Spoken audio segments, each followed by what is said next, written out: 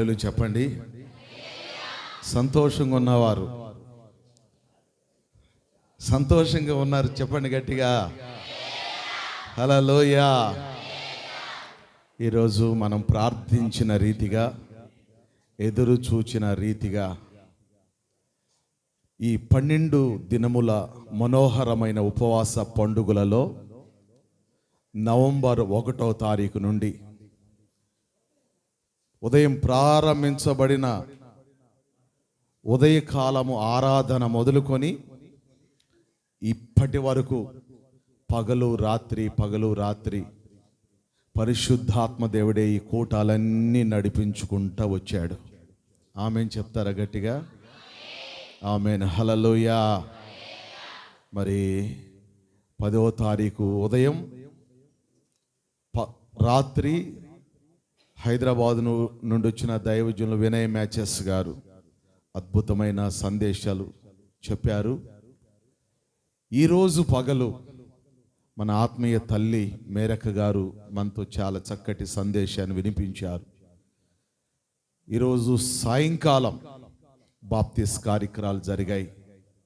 రేపు పగలతో ఈ మనోహరమైన పండుగలు ముగించబోతున్నాం.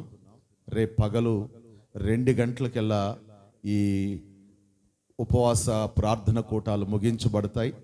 ఆ తర్వాత వచ్చిన వారందరికీ ప్రేమ విందుతో ఈ కూటాలు ముగించబడతాయి. కనుక రేపు పగలు కూడా మనకి కూటం ఉంటుంది.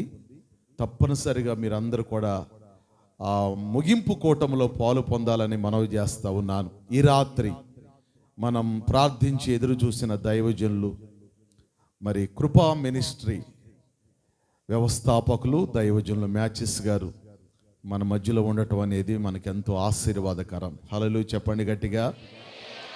వాస్తవానికి కరోనా లాక్డౌన్ టైంలో అసలు ఇలాంటి కూటాలు కూడా సభలో ఎటూ జరగలేదు.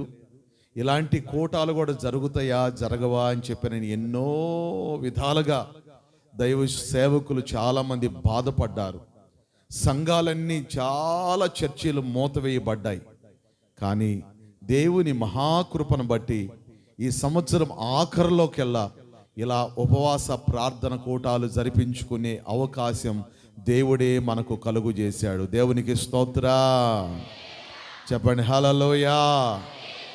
అందుకని పోయిన సంవత్సరం నుండి ఈ మనోహరమైన పండుగలు ఈ యాజలి గ్లోరియస్ సెంట్రల్ బ్రాంచీలో ఏర్పాటు చేయటం జరిగింది. ఇది 2వ సంవత్సరం ఇది. మరి ప్రతి సంవత్సరం రామగుండంలో ఫిబ్రవరి 1వ తారీఖు నుండి 12 వరకు అక్కడ ఇలాగే మనోహరమైన పండుగలు జరుగుతాయి చాలా అద్భుతంగా. కనుక ఈ సంవత్సరం కూడా ఈ విధంగా జరిగించుకునే అవకాశం దేవుడు మనకు కలుగు చేశాడు. కనుక ఈ సమయంలో మరి మన మ్యాచెస్ అన్నగారి యొక్క తమ్ముడు అన్న డేవిడ్ అన్నగారు విజయవాడలో పరిచర్య చేస్తున్నారు. అన్నగారు ఒక పాట పాడుతూ ఉండగా కానుకల పరిచర్య జరుగుతుంది. మధ్యాహ్నం ప్రకటించాం కదా, ఇది ఆఖరి రాత్రి. కనుక అన్నయ్య ఒక పాట పాడుతూ ఉండగా కానుకల పరిచర్య జరుగుతుంది. 2 పిల్లలు మీ బైబుల్ తీసుకొని రెడీగా ఉండండి. పండు నువ్వు మీరు త్వరగా ఈ సమయాన్ని అన్నయ్యకి ఇస్తూ ఉన్నాను. ఒకసారి చప్పలు కొడదామా గట్టిగా గట్టిగా.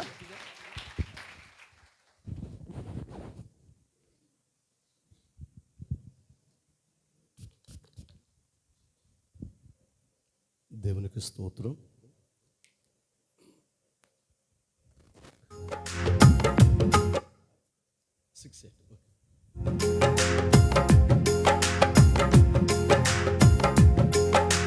జీవము ఉన్న నా యేసయ్యా, నిన్ను ఆరాధించి నేను ధన్యుడునయ్యా. జీవము ఉన్న నా యేసయ్యా, నిన్ను ఆరాధించి నేను ధన్యుడునయ్యా. జీవము లేని వాటికి ఎందరు మ్రోక్కుచు, జీవమున్నదని వారు భ్రమపడుచున్నారు. జీవము లేని వాటికి ఎందరు మ్రోక్కు మ్రోకుచు జీవమున్నదని వారు భ్రమపడుచున్నారు. జీవము ఉన్న నా యేసయ్యా, నిన్ను ఆరాధించే నేను ధన్యుడునయ్యా. నిన్ను ఆరాధించే నేను ధన్యుడునయ్యా.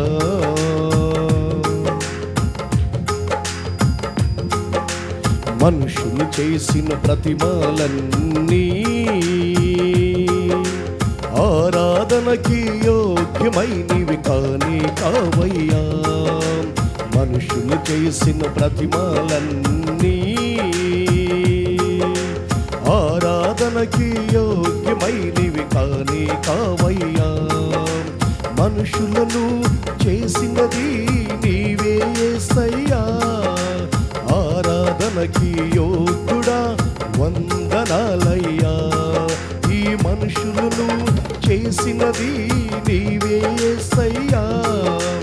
ఆరాధనకి యోగ్యుడా వందనాలయ్యా. జీవము ఉన్న నా యేసయ్యా, నిన్ను ఆరాధించే నేను ధన్యుడునయ్యా. నిన్ను ఆరాధించే నేను ధన్యుడునయ్యా.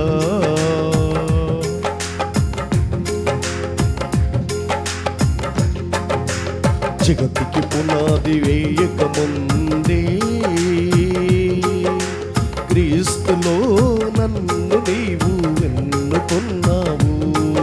ఈ జగతికి పునాది వేయక ముందే క్రీస్తులో నన్ను నీవు ఎన్నుకున్నావు. ఇంత విలువు ఉన్నదని నాకు తెలియదే. నిన్ను నమ్ముకున్నాకే తెలుసుకున్నాను. ఇంత విలువు ఉన్నదని నాకు తెలియదే. నిన్ను నమ్ముకున్నాకే తెలుసుకున్నాను. జీవము ఉన్న నా యేసయ్యా, నిన్ను ఆరాధించే నేను ధన్యుడునయ్యా. జీవము ఉన్న నా యేసయ్యా, నిన్ను ఆరాధించే నేను ధన్యుడునయ్యా. జీవము లేని వాటికి ఎందరు మ్రోకుచు జీవమున్నదని వారు భ్రమపడుచున్నారు. జీవము లేని వాటికి ఎందరు మ్రోకుచు జీవమున్నదని వారు భ్రమపడుచున్నారు. జీవము ఉన్న నా యేసయ్యా, నిన్ను ఆరాధించే నేను ధన్యుడునయ్యా. జీవము ఉన్న నా యేసయ్యా, నిన్ను ఆరాధించే నేను ధన్యుడునయ్యా. నిన్ను ఆరాధించే నేను ధన్యుడునయ్యా. నిన్ను ఆరాధించే నేను ధన్యుడునయ్యా. సమయాన్ని ఇచ్చిన సేవకులకు ప్రత్యేక వందనాలు. గట్టిగా చప్పట్లు కొడదాం ఒకసారి గట్టిగా. కొంతమంది సహోదరులు సహోదరులు బయట కూర్చున్నారండి. ఆదం గారు వెనక కుర్చీలు ఉన్నాయి. బయట కూర్చున్న వారు లోపల ఇంకా వెనక స్థలం ఉందండి. మీరు అలా నెమ్మదిగా వచ్చేసి వెనకాల కూర్చోండి. మరి ఈ సమయంలో దైవజనులు వర్తమానంలోకి వెళ్ళబోతున్నారు. అయితే మా నిజాంపట్నం నుండి వచ్చినటువంటి మా సహోదరి బాగా బలంగా ప్రేరేపించబడుతుంది. ఒక్క నిమిషం 2 నిమిషాల్లో ఒక చిన్న సాక్ష్యం చెప్తానని అని దుఃఖంతో చెప్తా ఉంది. దైవజనులు మన్నించాలి. ఒక చిన్న మాట, చిన్న సాక్ష్యం.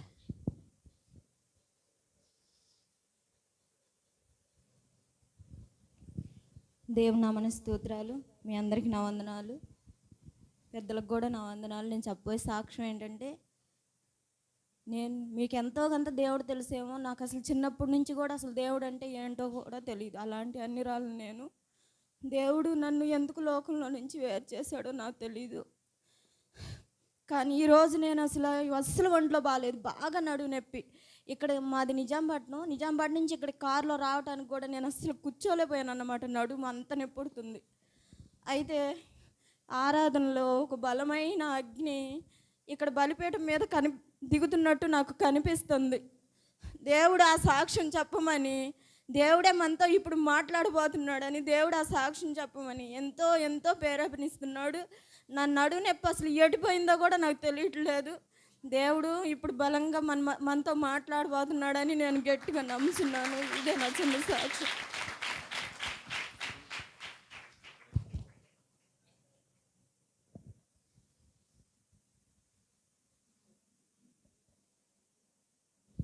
చాలా చక్కటి సాక్ష్యాన్ని సహోదరి వినిపించారు.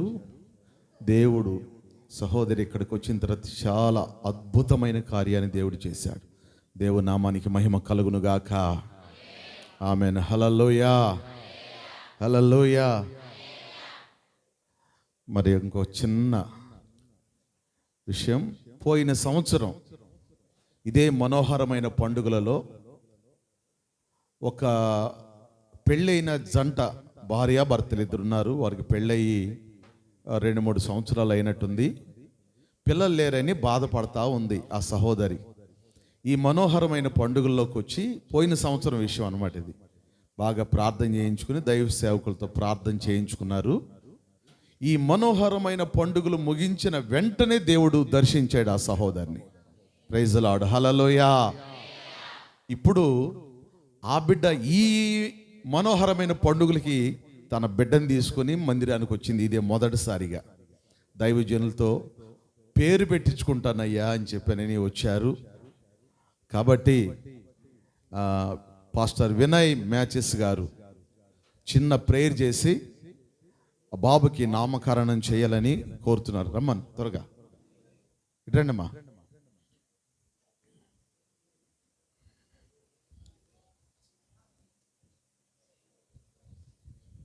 రండి. వాళ్ళ అమ్మ ఇది, రమ్మ త్వరగా.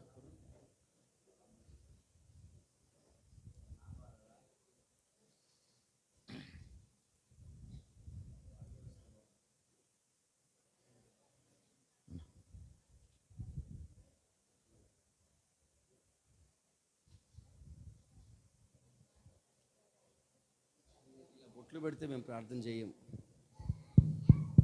తీసేస్తానంటే ప్రార్థన చేస్తాం. ప్రేమ కలిగిన మా తండ్రి, కృప కలిగిన యేసయ్య, స్తోత్రాలు. బిడ్డలను ప్రేమించి వారికి ఇచ్చిన ఈ మంచి గర్భఫలం కొరకు సౌఖ్యం మాకు కావాలి అన్న వాళ్ళందరూ చేతులెత్తి బిగ్గరంగా చెప్పండి. ఎంతసేపు అయినా ఉంటామన్న వాళ్ళందరూ హల్లెలూయా చెప్పండి. చాలా మంచివాళ్ళండి మీరు. సమయాన్ని దైవజనులకు అప్పగిస్తూ ఉన్నాను. చప్పట్లు కొట్టి అన్నగారిని మనం ఆహ్వానించుకుందాం.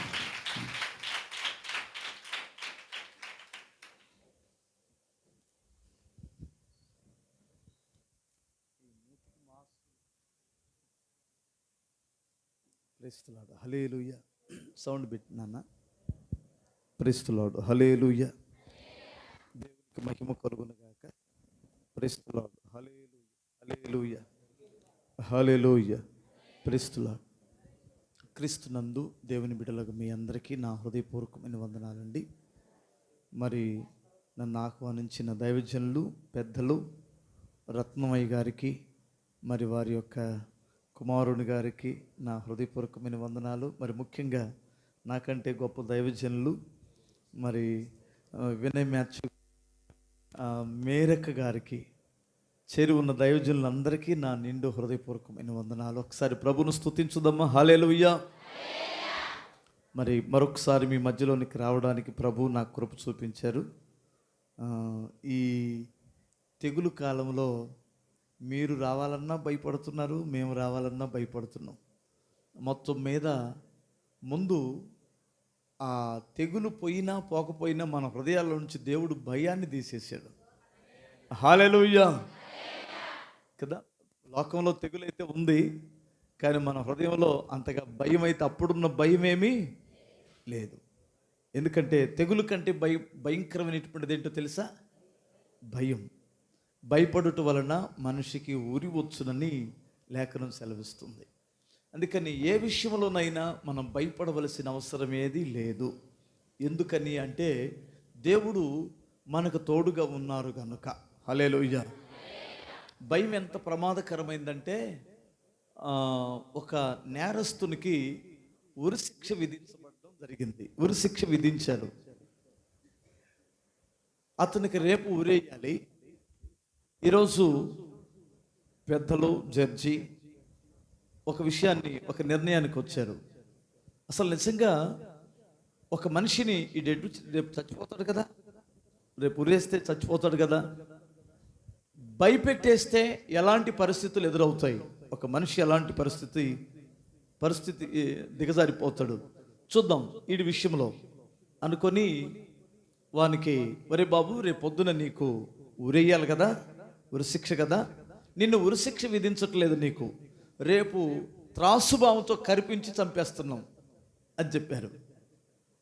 ఆడేమనుకున్నాడంటే, చంపేవాడు ఆడు ఉరిదీస్తే నాకెందుకు, ఆడు త్రాసుబాముతో కరిపిస్తే నాకెందుకు, రేపు ఎటు చేస్తాను కదా నేను అనుకున్నాడు ఆడు. సరే వీళ్ళు ముసుకేసారు, ఆడికి నల్లట ముసుకుంటుంది కదా, ఆ ముసుకేసారు.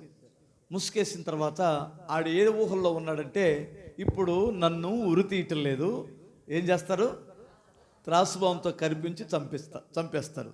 నాకు త్రాసుబాం కరిసిన తర్వాత ఆ విషయం నాకు ఎక్కేసిద్ది, ఇక నా మెదడుకు పట్టేసిద్ది, నాకు నోట్లో నుంచి ఏమొచ్చింది, నురుగు వచ్చేసిద్ది, నేను పడి చచ్చిపోతాను, ఇదే ఆలోచనతో ఉన్నాడు. వీళ్ళు ఏం చేశారంటే, ఒక చిన్న పిన్నీస్ ఉంటుంది కదా, చిన్న గుండు సూదులు ఉంటాయి కదా, 2 సూదులతో వాని కాలు మీద అలా గీశారు. అంతే. ఏం కరిసింది? పాము కరిసింది అనుకున్నాడు. కాసేపు ఆగిన తర్వాత ఒక అరగంటలో పడి చచ్చిపోయాడు. ఏంటి నన్ను పోస్ట్ మార్టం చేస్తే ఆడి మెదడు, ఆడిలో ఉన్నటువంటి అవయవాలన్నీ కరెక్ట్గా పాము కరిస్తే ఎలాంటి విషయం ఉందో వాడి బాడీ అంతా విషమైపోయింది.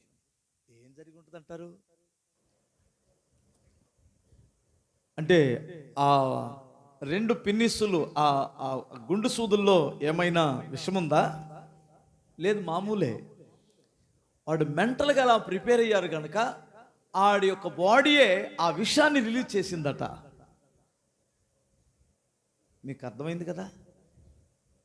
అందుకని మీ ఊహలు, మీ ఉద్దేశాన్ని బట్టి మీ జీవితంలో జరిగింది.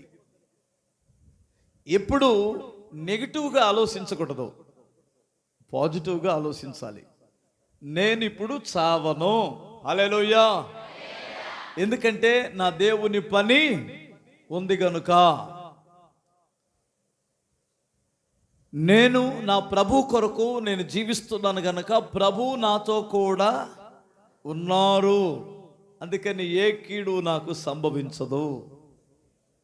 చూడండి, చాలామంది అప్పటికప్పుడే వారంతటికి వాళ్ళే ఉరి తెచ్చుకుంటారు. చిన్న తలనొప్పి అంటే ఇదేదో పెద్ద లోపల మెదడే చెడిపోయింది అన్నట్టు, చిన్న సమస్య వస్తే ఏదో పెద్ద సమస్య వచ్చినట్టు ఫీల్ అయిపోయి వారి జీవితాన్ని వారినే పాడు చేసుకుంటున్నారు. కనుక యేసు ప్రభు వారు ఏం చెప్పారంటే, నీ విశ్వాసము నిన్ను స్వస్థపరిచిద్ది, బాగు చేసిద్ది, శిఖరాలకు ఎక్కించిద్ది. దేవునికి స్తోత్రం. ఇప్పుడు ఎంతమంది ప్రభు మనతో ఉన్నారని నమ్ముతారు? ఓకేనా? హల్లెలూయా. ఈ మనోహరమైన పండుగలలో మీ జీవితాలు కూడా మనోహరముగా మార్చబడునుగాక, మీరు ఆశీర్వాదకరముగా ఉందురుగాక. యేసు నామములో మీలో ఉన్న భక్తిహీనత తొలగిపోవునుగాక. భలే చెప్పారు గట్టిగా, హల్లెలూయా. అదేంటన్నా, మేము ఇంత భక్తి కలిగి ఉంటే మాలో ఉన్న భక్తిహీనతని అన్నారేంటి? ఎంత పెద్ద మాట అన్నారు. మీరు కూడా ఆమేన్ చెప్పారా? ఆలోచించుకొని చెప్పారు. నేను ఏమన్నాను? మీరు అన్యులు అని చెప్పానా? మిమ్మల్ని ఏమని చెప్పాను? భక్తిహీనులు కొంతమంది ఉండొచ్చు అన్నాను. భక్తిహీనత అంటే దాని అర్థం ఏమిటంటే భక్తి లేదని కాదు. రక్తహీనత అంటే రక్తం లేదని కాదు దాని అర్థం. ఉండవలసినంత లేదు. దాన్ని ఏమంటారు చెప్పండి? రక్తహీనత అంటారు. భక్తిహీనత కూడా భక్తి ఉండవలసిన పరిమాణంలో లేకపోతే దాన్ని ఏమంటారు? భక్తి. ఇప్పుడు మనకు అన్యుడు కాదు ప్రమాదం. ఎవడ ప్రమాదమో తెలుసా? భక్తిహీనుడు ప్రమాదం.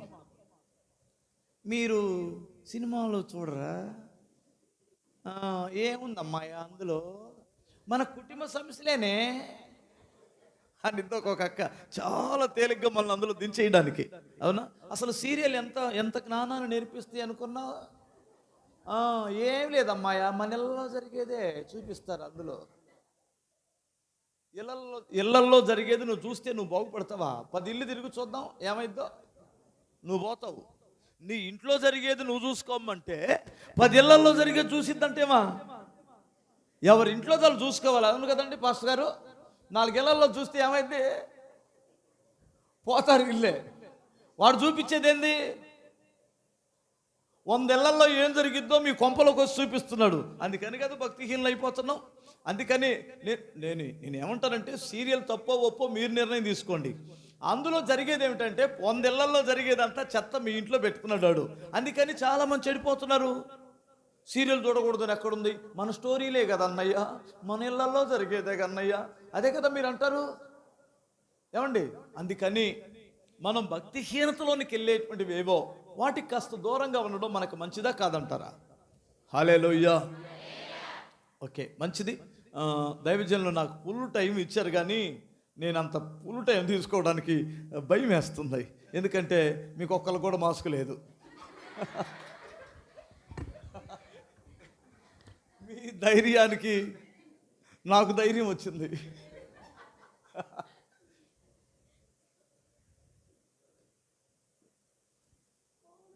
నేను ఇప్పుడే చూస్తున్నాను ఈ 8 నెలల్లో ఫుల్గా మాస్క్ లేని సంఘం. హల్లెలూయా. సరేలే, ఇప్పుడే కదా ధైర్యం గురించి చెప్పాను, మళ్ళా లేనిపోయింది.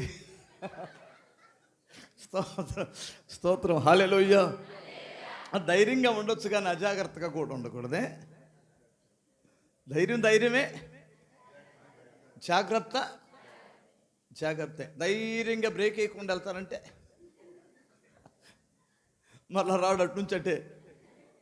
అవును కదండి? అందుకని ధైర్యంగా ఉండండి, అజాగ్రత్తగా మాత్రం ఎక్కడ ఉండొద్దు. ఓకే, ఈ విషయాన్ని కూడా మనం కొంచెం జాగ్రత్తగా తెలుసుకోవాలి. మీకు అందరూ తెలిసిన వాక్యాన్ని నేను ఒక్క మాట చదివించి కొన్ని విషయాలు మీకు ఈ రాత్రి జ్ఞాపకం చేస్తాను. ఓకే, చిన్న ప్రార్థన చేసుకుందాం. పరిశుద్ధుడు అయిన మా తండ్రి, గత 10 రోజులు ఈ మనోహరమైన పండుగలో మహిమకరంగా జరిగించినందుకు స్తోత్రము నాయనా. తండ్రి, నీ సన్నిధిలో నీ సేవకులని ఈ 10 రోజులు మీరు నిలుచుండబెట్టి మాట్లాడినందుకు స్తోత్రం. ఈ 11వ రోజు పగటి కాలములో నీ దాసురాలను తండ్రి పరిపూర్ణమైన మీ ఆత్మతో నింపి సంఘానికి కావలసిన వర్తమానం ఇచ్చినందుకై స్తోత్రం. ఈ సమయంలో తండ్రి అచ్చలుపుడును ధూళి లాంటి వాడను నీ దాసుడు నేను నన్ను కనికరించి మీ కృపచేత పరిశుద్ధాత్మ చేత నింపి మీరు వాడుకొనమని, బిడ్డలకు అవసరమైన వర్తమానం దయచేయమని యేసు నామమున అడుగుచున్నాను తండ్రి, ఆమేన్. చూడండి, మనం పేతురు రాసిన మొదటి పత్రిక 2వ అధ్యాయము 9వ వాక్యం చదువుకుందాం. అయితే మీరు చీకటిలో నుండి ఆశ్చర్యకరమైన తన వెలుగులోనికి మిమ్మును పిలిచిన వాని గుణాతిశయములను ప్రచురము చేయు నిమిత్తము ఏర్పరచబడిన వంశమును రాజులైన, కొంచెం అమ్మింగ్ రాకుండా చూడనా, ఏర్పరచబడిన వంశమును రాజులైన యాజకులను పరిశుద్ధ జనమును దేవుని సొత్తైన ప్రజలునై ఉన్నారు. ఒకప్పుడు మీరు ప్రజగా ఉండక ఇప్పుడు దేవుని ప్రజలై అయితిరి. చాలు, దేవునికి స్తోత్రం.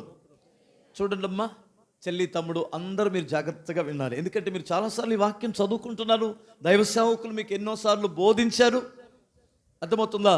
కాకపోతే మరలా నేను దీన్ని ఎందుకు చెబుతున్నానంటే మీకు తెలియదని కాదు. మీరు పప్పుచారు సుమారు ఎన్నిసార్లు వండుకొని తిని ఉండొచ్చు? ఒక 2 సార్లా? గుర్తుందా మీకు ఇంతకీ? మరలా పప్పుచారు తింటారా? చేపల కూర, చేపల వాసన రావట్లా? ఎన్నిసార్లు అయినా మీరు తింటూనే ఉంటారు. ఒకటి. రెండవది, ఇప్పుడు ఇదే వాక్యం ఒక ఆమె పప్పుచారు చేస్తే ఒక టేస్ట్ వస్తుంది, ఇంకొక ఆమె చేస్తే మరొక టేస్ట్ వస్తుంది. చేపల కూర ఒక ఆమె వండితే ఒక టేస్ట్ వస్తుంది, ఇంకొక ఆమె వండితే మరొక టేస్ట్ వస్తుంది కదా.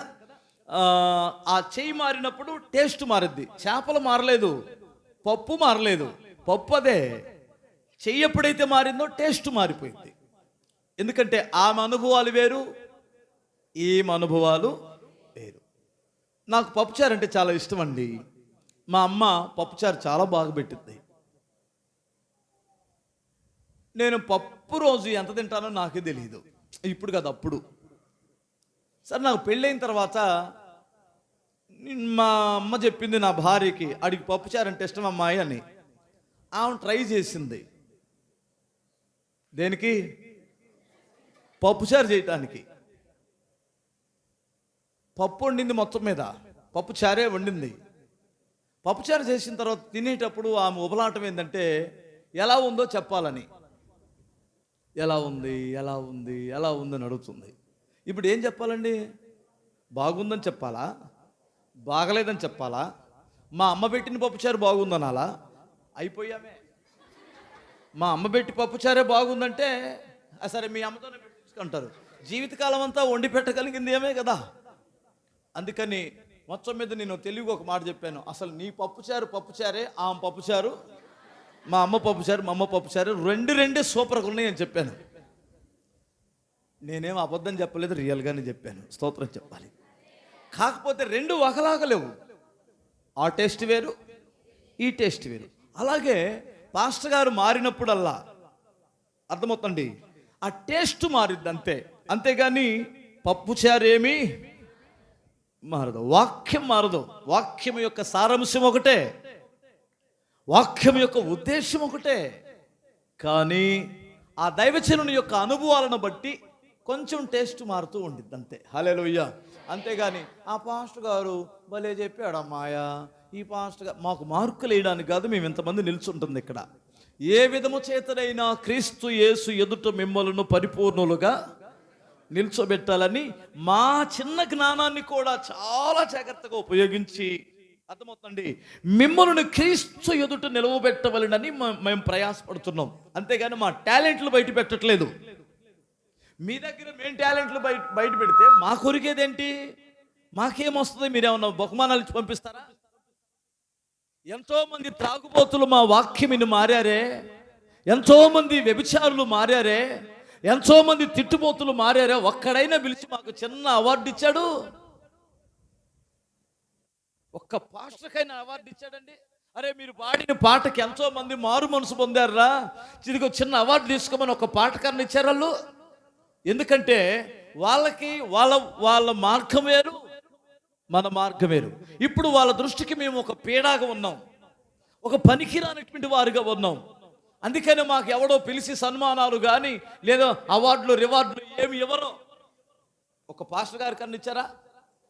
ఉదాహరణకి ఏసన్న గారు ఉన్నారనుకో, ఆయన ఎంత మంచి పాటలు రాశారండి. ఆయన ఒక్కడన్నా వచ్చి ఆయనకు ఒక చిన్న అవార్డు ఇచ్చారండి? ఏనాడైనా ప్రభుత్వం గుర్తించిందా? పనికి మాలినోడి పాటలకు మాత్రం అవార్డులు. చిలక కొట్టుడు కొడితే అంటే వాడికి అవార్డా అంటే సైతాన్ గాడికి.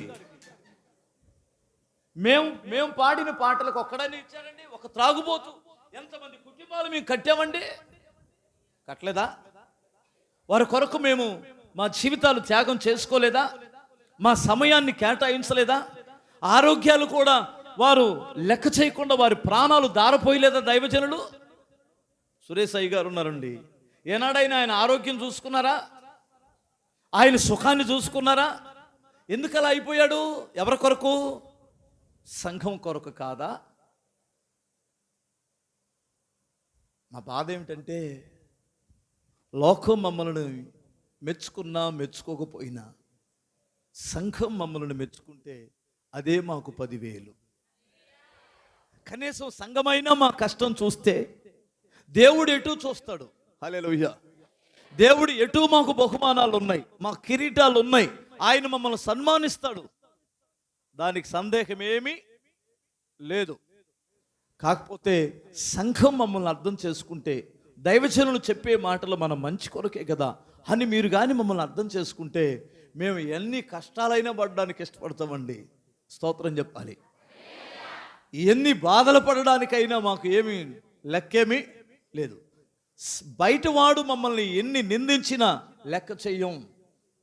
Don't care. వాడు ఎంతమంది దండెత్తెచ్చినా మా తలలో ఒక ఎంట్రుకు కూడా కదిలించలేదు. తలకాయ పోయినా పర్వాలేదు, మేమేం భయపడం. కానీ లోపల వారు మమ్మల్ని అర్థం చేసుకుంటే, లోపల వాళ్ళు ఎవరో ఇదిగో మీ ముఖాలు కలకలకల్లాడుతుంటే మేము ఎంత సంతోషిస్తామో తెలుసా? హల్లెలూయా. మీరు ఎప్పుడు ఉసూరుమంట. నాకు పాస్టర్ గారు చెబుతుంటే నాకు నిన్న ఇంకెందుకులే ఒళ్ళంతా మండిందే, ఇంకెందుకులే అని వదిలేసి అని పెద్దోడు కదా నా గురించే చెప్పాడు. ఆయన ఏంటో వాక్యంలో పొడుస్తాడేంటి? ఈ మాటలు విన్నప్పుడు ఈ సంఘాన్ని విడిచిపెట్టి పారిపోదామా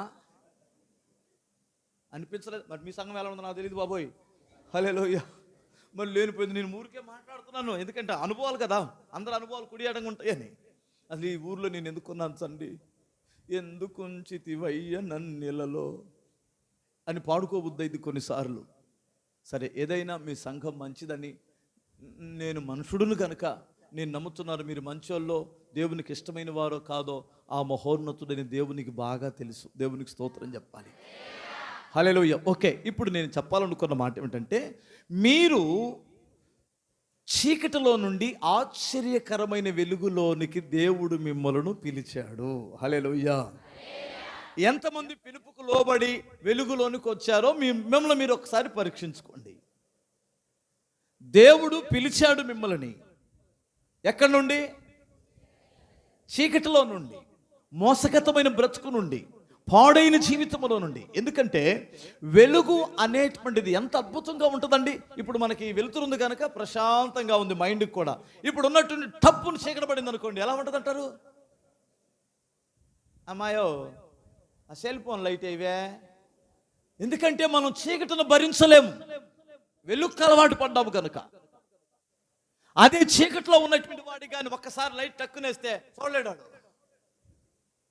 మీరు గమనించారా? మీరు ఇంట్లో లైట్ ఆరిపేసి పడుకోండి, అర్ధరాత్రి లేచి టక్కును ట్యూబ్ లైట్ వేయండి, మీరు కళ్ళు తెరవలేరు. దేనికి అలవాటు పడ్డారు అమ్మా? చీకటికి అలవాటు పడ్డారు. ఇప్పుడు ఆ తాగుబోతుని తీసుకొచ్చి ఇక్కడ కూర్చోబెట్టండి, ఉంటాడేమో. దేనికి అలవాటు పడ్డాడు? చీకటికే. ఇప్పుడు ఒక వ్యభిచారిని తీసుకొచ్చి ఇక్కడ కూర్చోబెట్టండి, ఉండలేడు. ఎందుకంటే అతనికి ఇక్కడ ముళ్ళ మీద కూర్చున్నట్టు ఉంటుంది. కానీ మీరు చీకటిలో నుండి ఆశ్చర్యకరమైన వెలుగులోనికి దేవుడు మిమ్మల్ని పిలిచి ఆయన ఏం చేశాడంటే, పిలిచేదో ఇక్కడ కూర్చోబెట్టలేదు, మీరు రాజులుగా ఉండాలని దేవుడు కోరుకున్నాడు. దేవునికి స్తోత్రం చెప్పాలి. రాజు అంటే అధికారికి సాదృశ్యం కదా. రాజుకు సర్వాధికారం ఉంటుంది. మన లేదో ఆమె ఏంటి నాకు అర్థం కాదు, అట్లా నిద్రపోయిద్ది. ఇప్పుడే కదా నేను మొదలు పెట్టాను. బలహీనత. స్తోత్రం చెప్పగలరు ఒకసారి? నువ్వు ఒక్కదానివే మాస్క్ పెట్టావు, నువ్వు ఒక్కదానివే నిద్రపోతున్నావు. ఏంటో నాకు అర్థమై సావలేదు. ఒక్క మాట జాగ్రత్తగా వినండి. అమ్మ ఏమనుకో తల్లి లేపానని. కొంతమందికి నిద్ర లేపితే మహాకోపం. హల్లెలూయా. కొడతారు కూడా కదా. ఇంట్లో నిద్ర లేపితే లాగ్ సరుస్తారు, నిద్రపోయి లేపి చెప్తావు అని. అమ్మో కోపపడద్దు కానీ దయచేసి నిద్రపోకుండా ఉండు. 2 మాటలు వినండి. రాజు అనేటువంటి వాడు అధికారికి సాదృశ్యం. అతడు బానిస కాదు, రాజు స్వతంత్రుడు కదా, అధికారి కదా. దేవుడు మనల్ని ఒక రాజకుమారులుగా, రాజు యొక్క పిల్లలుగా చేశాడు. మనం ఉసూరుమంటా ఉండడానికి వీలు లేదు. మనం ఏదో దరిద్రులము కాదు, మనం పనికి మాలినటువంటి బానిసలము కాదు. దేవుడు మనం ఒక అధికారులుగా చేయడానికి, ఒక రాజకుమారులుగా చేయడానికి దేవుడు మనల్ని ఏర్పరచుకున్నారట. ఎంతమందికి తెలుసండి విలువ? హల్లెలూయా! ఎంతమందికి ఈ విలువ అర్థమవుతుందండి? చిన్న అధికారి, ఆ అధికారము కలిగినటువంటి వాడు, రాజధికారము కలిగినటువంటి వారిగా దేవుడు మనల్ని పిలిచారు. చిన్న ఎగ్జాంపుల్ మీకు చెప్తే మీకు కొంచెం అర్థమైద్దేమో. ఉదాహరణకి ఆ అధికారం, రాజులకు ఉన్న అధికారాన్ని దేవుడు మనకిచ్చాడు. ఇప్పుడు మీకు 4 కోడల రోడ్డు ఉంటుంది కదా, ఆ రోడ్డు దగ్గర ట్రాఫిక్ ఉంటుంది కదా, పెద్ద పెద్ద బళ్ళు కూడా వస్తాయి కదా, లారీలు, 10 టైర్ల బళ్ళు, ఏమండి 12 టైర్ల బళ్ళు, పెద్ద పెద్ద లోడ్లు వేసుకొని వస్తాయి కదా. అక్కడ ఒక ట్రాఫిక్ పోలీసు ఉంటాడు. ఆడు టక్కునిలా చెయ్యొత్తాడు. అంత పెద్ద టస్కర్ ఏమైంది, చేత్తో ఆపాడా? బలంతో ఆపాడా? బలంతో ఆపాలని చూస్తే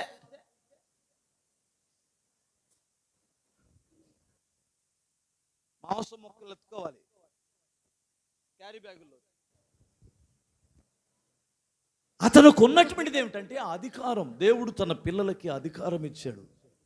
తనను ఎందరు ఇస్తారో వారందరికీ దేవుని పిల్లలగుటకు ఆయన అధికారం ఇచ్చాడట. దేవునికి స్తోత్రం. ఇప్పుడు మీరు దేవుని పిల్లలుగా ఎంతమంది బ్రతకాలనుకుంటున్నారు? ఆయన రాజులకు రాజు అయితే మనం ఎవరు చెప్పండి? దానికి తగినటువంటి జీవితం జీవిస్తున్నామా? ఇంకొక ఎగ్జాంపుల్ మీకు చెప్పనా? హల్లెలూయా!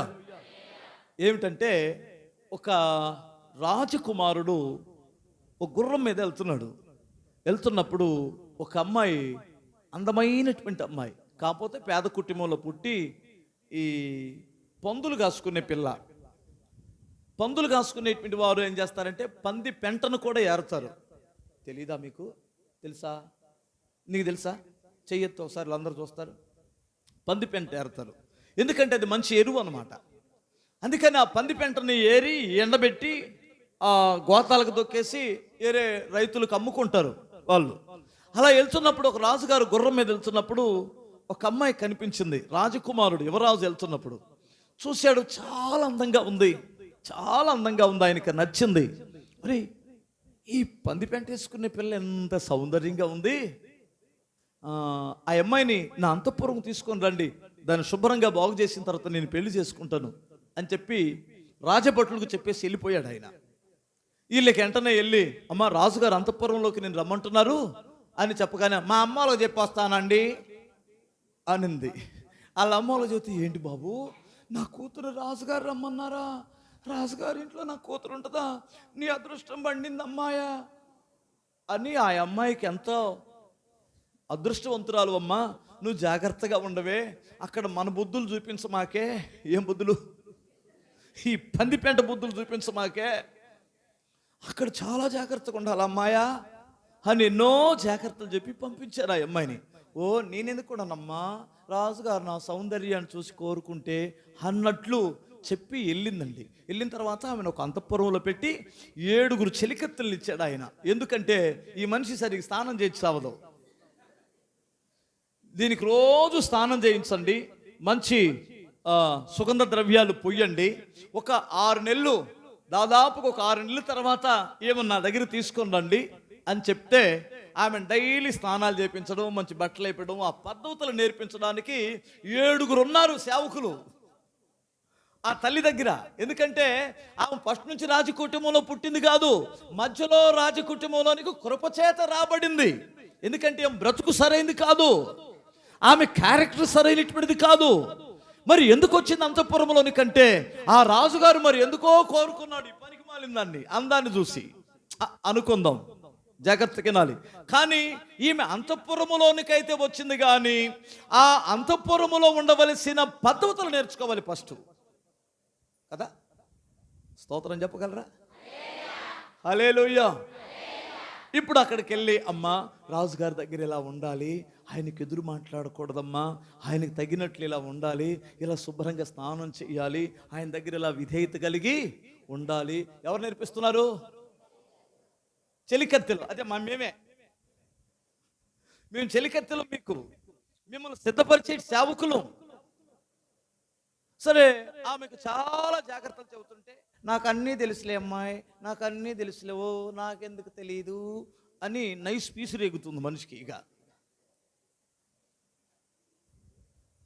ఒక 3 నెలలు బాగానే ఉందండి. 3 నెలల తర్వాత ఇటు రావే, బయటికి వెళ్ళండి మీరంతా, భోజనం తెచ్చాము అమ్మగారు, భోజనం అక్కడ పెట్టి బయటికి వెళ్ళండి అంటుంది. ఇదేంట్రా బాబు, మనం వడ్డించాలి కదా అమ్మగారికి, ఆమె వడ్డించుకుంటానంటదేంటి, నా భోజనం వడ్డించుకోవడం నా చేత కదా ఏంటి అంటుంది. ఇక సరే, వాళ్ళు బయటికి వెళ్ళిన తర్వాత ఏం చేసిద్దని వాళ్ళు పోనీలే, ఎందుకంటే తెప్పలం పడిద్దని వాళ్ళు వెళ్ళిపోతున్నారు, భోజనం అంతా అక్కడ పెట్టేసి. వీళ్ళల్లో కాస్త తెలివైనటువంటి వారు, వివేకం కలిగినటువంటి వారు ఉంటారు కదా, వాళ్ళు పెద్ద మేధావులు, వాళ్ళు కూడా మామూలు వాళ్ళు కాదు. వాళ్ళు ఏం చేశారంటే, అసలు ఈ మనిషి మనల్ని అందరిని బయటికి పంపించి లోపల భోజనం చేసే దగ్గర ఏం చేస్తుందో చూద్దామని కిటికీలో చూస్తున్నారు. ఆశ్చర్యపోయారు లోపల ఆమె చేసే పని చూసి. ఏం చేసి చెప్పనా, ఈ రాజులు తినే భోజనం కదండి, ఇది విలువైన భోజనం కదా. ఆ కిటికీ దగ్గర తీసుకెళ్ళిద్దండి, ఆ కిటికీలో ఒక పూర్ణం పెట్టింది, ఆ కిటికీలో ఒక లెగ్ పీస్ పెట్టింది, ఆ కిటికీలో కొంచెం అన్నం గిన్నె పెట్టింది, ఆ కిటికీలో ఒక పచ్చడి పెట్టింది, ఆ కిటికీలో నెయ్యి పెట్టింది. పెట్టి తలుపులన్నీ కిటికీలన్నీ మూసేసి దీని బుద్ధి పోనివ్వకుండా, అమ్మా తల్లో ఓ ముద్దయ్యమ్మో, నీ కడుపు సల్లంగా ఉండాలిద్ది అని ఆ కిటికీలో అన్నం వేసుకుంటుంది. దీని బుద్ధి చూసారా? అక్కడి నుంచి ఏందమ్మా అన్నం ఒక్కటే పెట్టావు, కూర వేయలేదేంటి తల్లా అని మళ్ళీ ఆ కిటికీ మీద సనిగి ఇదిగో ఈ పచ్చడి దగ్గరికి వచ్చింది. అమ్మో, ఒక తల్లి నాకు అన్నం పెట్టిందమ్మా, కొంచెం పచ్చడి ఉంటే తల్లి అని ఇద్ది. అవు ఇలా చెయ్యొచ్చా? ఎక్కడుందామే? అంతకుముందు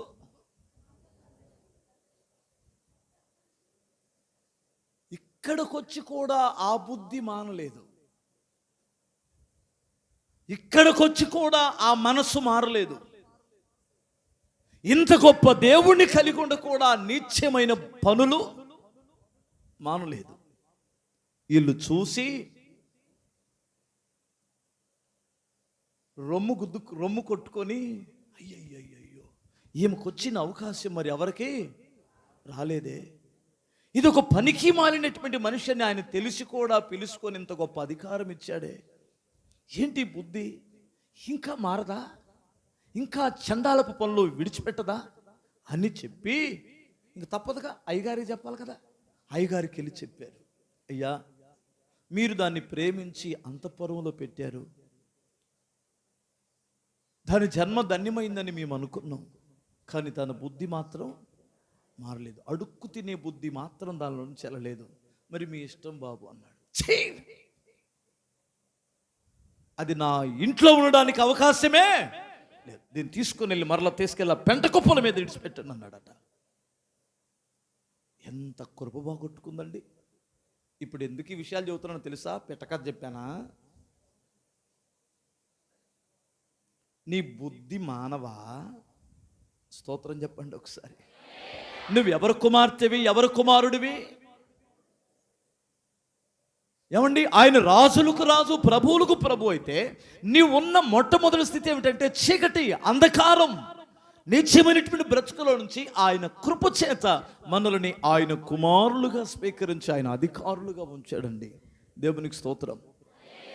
ఇప్పుడు మనకు ఒక అధికారం ఉంది, ఏమిటంటే మనకేదైనా అవసరమైతే ఆయన మనకు కుమారులుగా స్వీకరిస్తే మనం రాజబిడ్డలమైతే, నా తండ్రి నాకు పలానది అవసరం అంటే రాజు ఇంట్లో ఏమైనా కొరతలు ఉంటాయండి? కొరతలు ఉంటాయంటారా? రాజుగారికి ఉన్న డబ్బులన్నీ చేతికిస్తాడా కొడుక్కి? ఎక్కడ ఉంచుతారు డబ్బులు? ఆ వజ్ర వైడూర్యాలు ఎక్కడ ఉంటాయి? ఆయన కోటలో ఉన్నాయి. కానీ మనకి ఎప్పుడు ఏది అవసరమో ఇస్తాడు. కానీ మనం ఉసురుమంట బ్రతకడానికి వీలలేదు. ఎందుకంటే నా తండ్రి సర్వాధికారము కలిగినటువంటి వాడు, సమస్తమును కలిగి ఉన్నటువంటి వాడు కనుక నాకు సమస్తమును ఇస్తాడు. ఆయనకు తగినట్లు నేను బ్రతకాలి హోందాతనంగా. దేవునికి స్తోత్రం, హల్లెలూయా. ఆయన పేరుకు తగినట్లు నేను బ్రతకాలి, ఆయన యొక్క నామానికి తగినట్లు నేను జీవించాలనే రోషం కలిగిన భక్తి మనము చెయ్యాలనే ఉద్దేశంతో దేవుడు మనల్ని చీకటిలో నుండి ఆయన వెలుగులోనికి పిలిచి మనం రాజులుగా రాజకుమార్తెలుగా దేవుడు చేశాడు.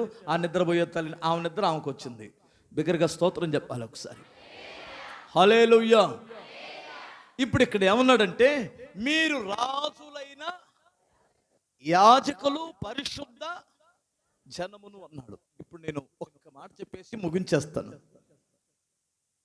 యాజకులు, మీరు యాజకులు, అధికారము కలిగిన రాజకుమారులుగా ఉండాలి, యాజకత్వాన్ని చేసేటువంటి వారుగా ఉండాలి అన్నాడు. హల్లెలూయా. ఈ యాజకత్వం దేవుడు మనలో నుంచి కోరుకుంటున్నాడండి. ఎందుకు అనంటే, యాజకుడు అనేటువంటి వాడు ఎవడంటే దేవునికి ప్రజలకు మధ్యలో అర్పించేటువంటి వాడు. అంటే ఎలా చెప్పాలి మీకు? హల్లెలూయా. దేవుణ్ణి కలుసుకునేటువంటి వాడు, దేవునితో సంబంధము కలిగిన వాడు, ప్రజలకి లేదు దేవునికి మధ్యలో మీడియేటర్, అంటే ఒక మధ్యవర్తి. హల్లెలూయా. ఇప్పుడు ఒకవేళ ఎలా చెప్పాలి ఇంకా, ఇప్పుడు కొడుకు తండ్రి ఉన్నాడు, కొడుక్కి ఏదైనా అవసరం వచ్చింది, ఎవరెళ్ళి చెబుతారు? అమ్మెళ్ళి చెప్పింది కదా. హల్లెలూయా. అది మేములేండి, మనం, వీళ్ళు కుమార్తెలండి, మనం తల్లులు అండి. హల్లెలూయా. ప్రభువా, వాళ్ళకి ఏదో అవసరం అంట తండ్రి, చూడండి నాయన అంటే ఆయన కొన్నిసార్లు మౌనం అయిపోతాడు. ఎందుకు మౌనం అయిపోతాడు అంటే, మీ బుద్ధి ఆయనకి తెలుసు. మేము అమాయకంగా ప్రభా చూడు తండ్రి కష్టాల్లో ఉన్నారంట నాయన అంటే, ఒరే బాబు నీకు తెలీదు, వాళ్ళు నీ దగ్గరికి వచ్చి అలా నటిస్తుంటారు. అన్నయ్య ఎన్ని కష్టాల్లో ఉన్నావా ఆ తండ్రికే తెలియాలన్నయ్య, మా కొరకు కొంచెం ప్రార్థన చేయండి అన్నయ్య అంటే, మేము అదే నమ్మి ఆడ ప్రార్థన చేస్తే, నీకు తెలియదురా పిచ్చోడా, సీరియల్ పిచ్చిది, నువ్వేమో అమాయకంగా నమ్ముతావు వాళ్ళ మాటలో, నా దగ్గరికి వచ్చి పొద్దుగులు నన్ను ఇసుకిస్తావు. వాళ్ళ ఇంటికి ఎప్పుడైనా వెళ్ళి చూడరా నువ్వు అంటే ప్రేరేపణ వచ్చి వెళ్తావు అనుకో. మేము వెళ్ళినప్పుడు స్తోత్రం చెల్లింతు అన్నయ్య, మరి అన్నయ్య దీన్ని రీమిక్స్ చేశారు అన్నయ్య, అదే చూస్తున్నాం, అమాయకంగా నమ్మేస్తున్నాం. ఒకవేళ ఎప్పుడైనా కంటబడి చెప్పామనుకో, చర్చి మార్చేస్తావు. చర్చి మార్చరా అమ్మ? మారుస్తారా? మార్చేస్తారు. ఎందుకంటే ఈ మధ్యకాలంలో ఏంటమ్మా అన్నీ చేస్తున్నామంటే, మా చర్చిలు అలాంటివి ఏమండవు, మా మతం అన్నీ చేయొచ్చు, అన్నీ పెట్టుకోవచ్చు, ఏదైనా చేయొచ్చు అని తిప్పేస్తున్నారు. మీరు వెళ్ళే చర్చి ఏంటి నాకు అర్థం కాదు, విచిత్రమైన భక్తి ఇలా పెట్టేస్తున్నారు. సరే, అది వేరే సంగతి అండి. నేను ఇప్పుడు మీతో చెప్పాలనుకున్న విషయం ఏంటంటే, ప్రతి మనిషి దేవునితో కలుసుకోవాలనే ఉద్దేశంతో దేవుడు మనల్ని ఏం చేశారంటే యాజకులుగా ఉండడానికి ఆయన అధికారం ఇచ్చాడు. దేవునికి స్తోత్రం, హల్లెలూయా. ఈ యాజకత్వం చేయాలన్నది దేవుని యొక్క ఉద్దేశం అన్నమాట. మొదటి నుండి దేవుడు యాజకత్వాన్ని కోరుకున్నారు. మీరు పాత నిబంధన గ్రంథంలో మీరు అక్కడక్కడ చూస్తే ఈ యాజకత్వాన్ని దేవుడు ప్రజలందరికీ ఇవ్వాలనే ఉద్దేశం ఆయనకు మొదటి నుండి ఉన్నట్టుంది. నేను మీకు తేటగా చెబుతాను. హల్లెలూయా. కుటుంబ పెద్దల ద్వారా యాజకత్వాన్ని వహించే బాధ్యతను, ఆ కృపను వారికి ఇచ్చారు. ధర్మశాస్త్రానికి ముందు ఎవరైనా దేవుణ్ణి కలుసుకోవాలనుకున్నట్లయితే దేవునికి ఒక బలి అర్పించి దేవుణ్ణి కలుసుకోవడానికి ఆ కుటుంబ పెద్దను దేవుడు యాజకునిగా నియమించుకున్నాడు. నోవాకు జలప్రలయం నుంచి బయటకు వచ్చిన తర్వాత ఆయన బలిపీఠము గట్టి బలి అర్పించారు. అప్పుడు యాజకుడు ఎవరు ఆ ఇంటికి? ఆ ఇంటి పెద్ద అయినటువంటి నోవాహు. అబ్రహాము బలర్పించాడు. ఆ ఇంటికి పెద్ద ఎవరు? అబ్రహాం. అప్పుడు ఆ ఇంటి తరపున బలర్పించినటువంటి యాజకుడు ఎవరు? అబ్రహాం, ఇంటి పెద్ద. హల్లెలూయా. తర్వాత ఇస్సాకు అదే చేశాడు, యాకోబు అదే చేశాడు. మీరు జాగ్రత్తగా వినండి. ఇప్పుడు మొదటి నుండి దేవుడు కోరుకుంటున్నటువంటిది ఏమిటంటే, కనీసం ఒక్కడైనా దేవుని ఇంటిలో, దేవుని సన్నిధిలోకి వచ్చి నిలబడి ఆయన సన్నిధిలో యాజకత్వాన్ని వహించేటువంటి వాడిని దేవుడు కోరుకుంటున్నాడు. హల్లెలూయా. అందుకని ఆ కుటుంబాలను దేవుడు అంగీకరించారు. ఇప్పుడు ఇక్కడ ఇళ్లలో పెద్దలు ఉన్నారు, చాలా మంది పురుషులు వచ్చారు. వాళ్ళకి మీరందరికీ నా హృదయపూర్వకమైన వందనాలండి. యెహోవా యందు భయభక్తులు కలిగి ఆయన త్రోవల యందు నడుచు వారందరూ ధన్యులు. నిశ్చయముగా నీ చేతులు కష్టార్జితం నువ్వు అనుభవిస్తావు, నీకు మేలు కలుగుతుంది. అర్థమవుతుందా? నీ భార్య దగ్గరికి వచ్చేసరికి ఆమె ఫలించే ద్రాక్షవల్లిగా ఉంటుంది. నీ పిల్లలు నీ భోజనపు బల్ల చుట్టూ ఒలివ మొక్కల వలె ఉంటారు. దేవుడు నిన్ను సియోనుల నుండి ఆశీర్వదిస్తారు. ఇది కదా ప్రభు చెప్పాడు. దాని అంతటికి మొదటి కారణం ఏమిటంటే, నీవు దేవుని యందు భయము భక్తి కలిగి ఆయన త్రోవలో మొట్టమొదటిగా కుటుంబ యజమానుడు నడవాలి అని. ఆ తర్వాత అది మొదటి నుండి దేవుడు కోరుకున్నటువంటిది. ప్రతి ఇంటికి ఒక యాజకుడు ఉండాలి, తన కుటుంబ యాజకుడు, తన కుటుంబ పెద్ద యాజకత్వాన్ని వహించాలని దేవుడు కోరుకున్నారు. ఆ తర్వాత ఇశ్రాయేలు ప్రజలు ఐగుప్తు నుండి బయటకు వచ్చిన తర్వాత, ఏమండి, ధర్మశాస్త్రం మోషే ద్వారా అనుగ్రహింపబడిన తర్వాత దేవుని యొక్క ఉద్దేశం ఎలా ఉందో ఒక చిన్న వాక్యాన్ని మీరు చదవండి. నిర్గమాకాండం 19వ అధ్యాయము 6వ వాక్యాన్ని చూడండి.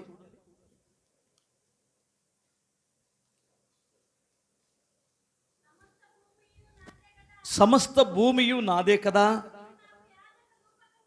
మీరు నాకు యాజక రూపకమైన రాజ్యముగాను పరిశుద్ధమైన జనముగాను ఉందురని చెప్పుము. జాగ్రత్తగా, యాజక రూపకమైన రాజ్యముగాను పరిశుద్ధ జనముగాను నాకు ఉందురన్నాడు. అంటే అసలు ఆ రాజ్యములో ఉన్న ప్రతి వ్యక్తిని దేవుడు ఎలాగ ఎన్నుకోవాలనుకున్నారు? ఒక యాజకునిగా. అంటే దేవుని దగ్గర కలుసుకునేటువంటి భాగ్యాన్ని దేవుడు ఇచ్చారు వాళ్ళకి. హల్లెలూయా. ఇంకా మీకు అర్థం కావాలంటే, ఇప్పుడు మన ప్రధానమంత్రి గారు ఉన్నారు కదా, ఇప్పుడు ప్రధానమంత్రి గారి దగ్గరికి ఎవరికైనా డైరెక్ట్గా మాట్లాడే అధికారం ఉందనుకో, లేదు ఫోన్లో సార్ మోడీ గారు అని మాట్లాడే అధికారం ఉందనుకోండి, ఆ వ్యక్తి ఎలా ఉంటాడు ఒకసారి మీరు చెప్పండి. ఈ ఊర్లో వాడిని పట్టుకోగలమా? హల్లెలూయా. అది ఎంతమందితో? మన ఎంపీ గారి కన్నా దొరికిద్ది. మన ఎంపీ గారు డైరెక్ట్గా ఫోన్ చేసి హలో ప్రధానమంత్రి గారు అని మాట్లాడగలరా? అధికారం వస్తుందంటారా? ఇవ్వడం. మన ముఖ్యమంత్రి గారికి, మన ముఖ్యమంత్రులకే అపాయింట్మెంట్ దొరకడం చాలా కష్టమవుతుంది. కానీ దేవుని కృప ఎలా ఉందంటే, ఇశ్రాయేలు ప్రజలందరికీ యాజకత్వాన్ని ఇవ్వడానికి ఇష్టపడ్డారు. అంటే ప్రతి వ్యక్తి దేవుణ్ణి కలుసుకోవచ్చు. దేవునికి స్తోత్రం చెప్పాలి. కానీ ఈ ఇశ్రాయేలుల యొక్క అహంకారమైన మనసో, బుద్ధిహీనతను బట్టో, వారి యొక్క తిరుగుబాటును బట్టో దేవుడు ఆ నిర్ణయాన్ని మార్చుకొని కేవలం అహరోను యొక్క సంతతికి మాత్రమే దాన్ని పరిమితి చేశాడు. నిజంగా కోల్పోయారు ఆ అధికారాన్ని. మీకు అర్థమైంది కదా? హల్లెలూయా. ఇప్పుడు యాజకత్వం చేయాలంటే ఎవరు చేయాలి? ఇశ్రాయేలులో అహరోను సంతతి మాత్రమే చేయాలి. లేవీలు మాత్రమే పరిచారకులుగా ఉండి పని చేయాలి. ఇప్పుడు వీళ్ళు కోల్పోయినటువంటి దాన్ని, ప్రపంచములో ఉన్నటువంటి చీకట్లో ఉన్న వారిని, నీచులని, దౌర్భాగ్యులను, దుర్మార్గులని, పాపులని, పనికి మారినటువంటి వారికి కూడా ఎంత గొప్ప భాగ్యం ఇచ్చాడో ప్రకటన గ్రంథం 1వ అధ్యాయం 6వ వాక్యాన్ని చూడు తల్లి. ఒక్క మాట.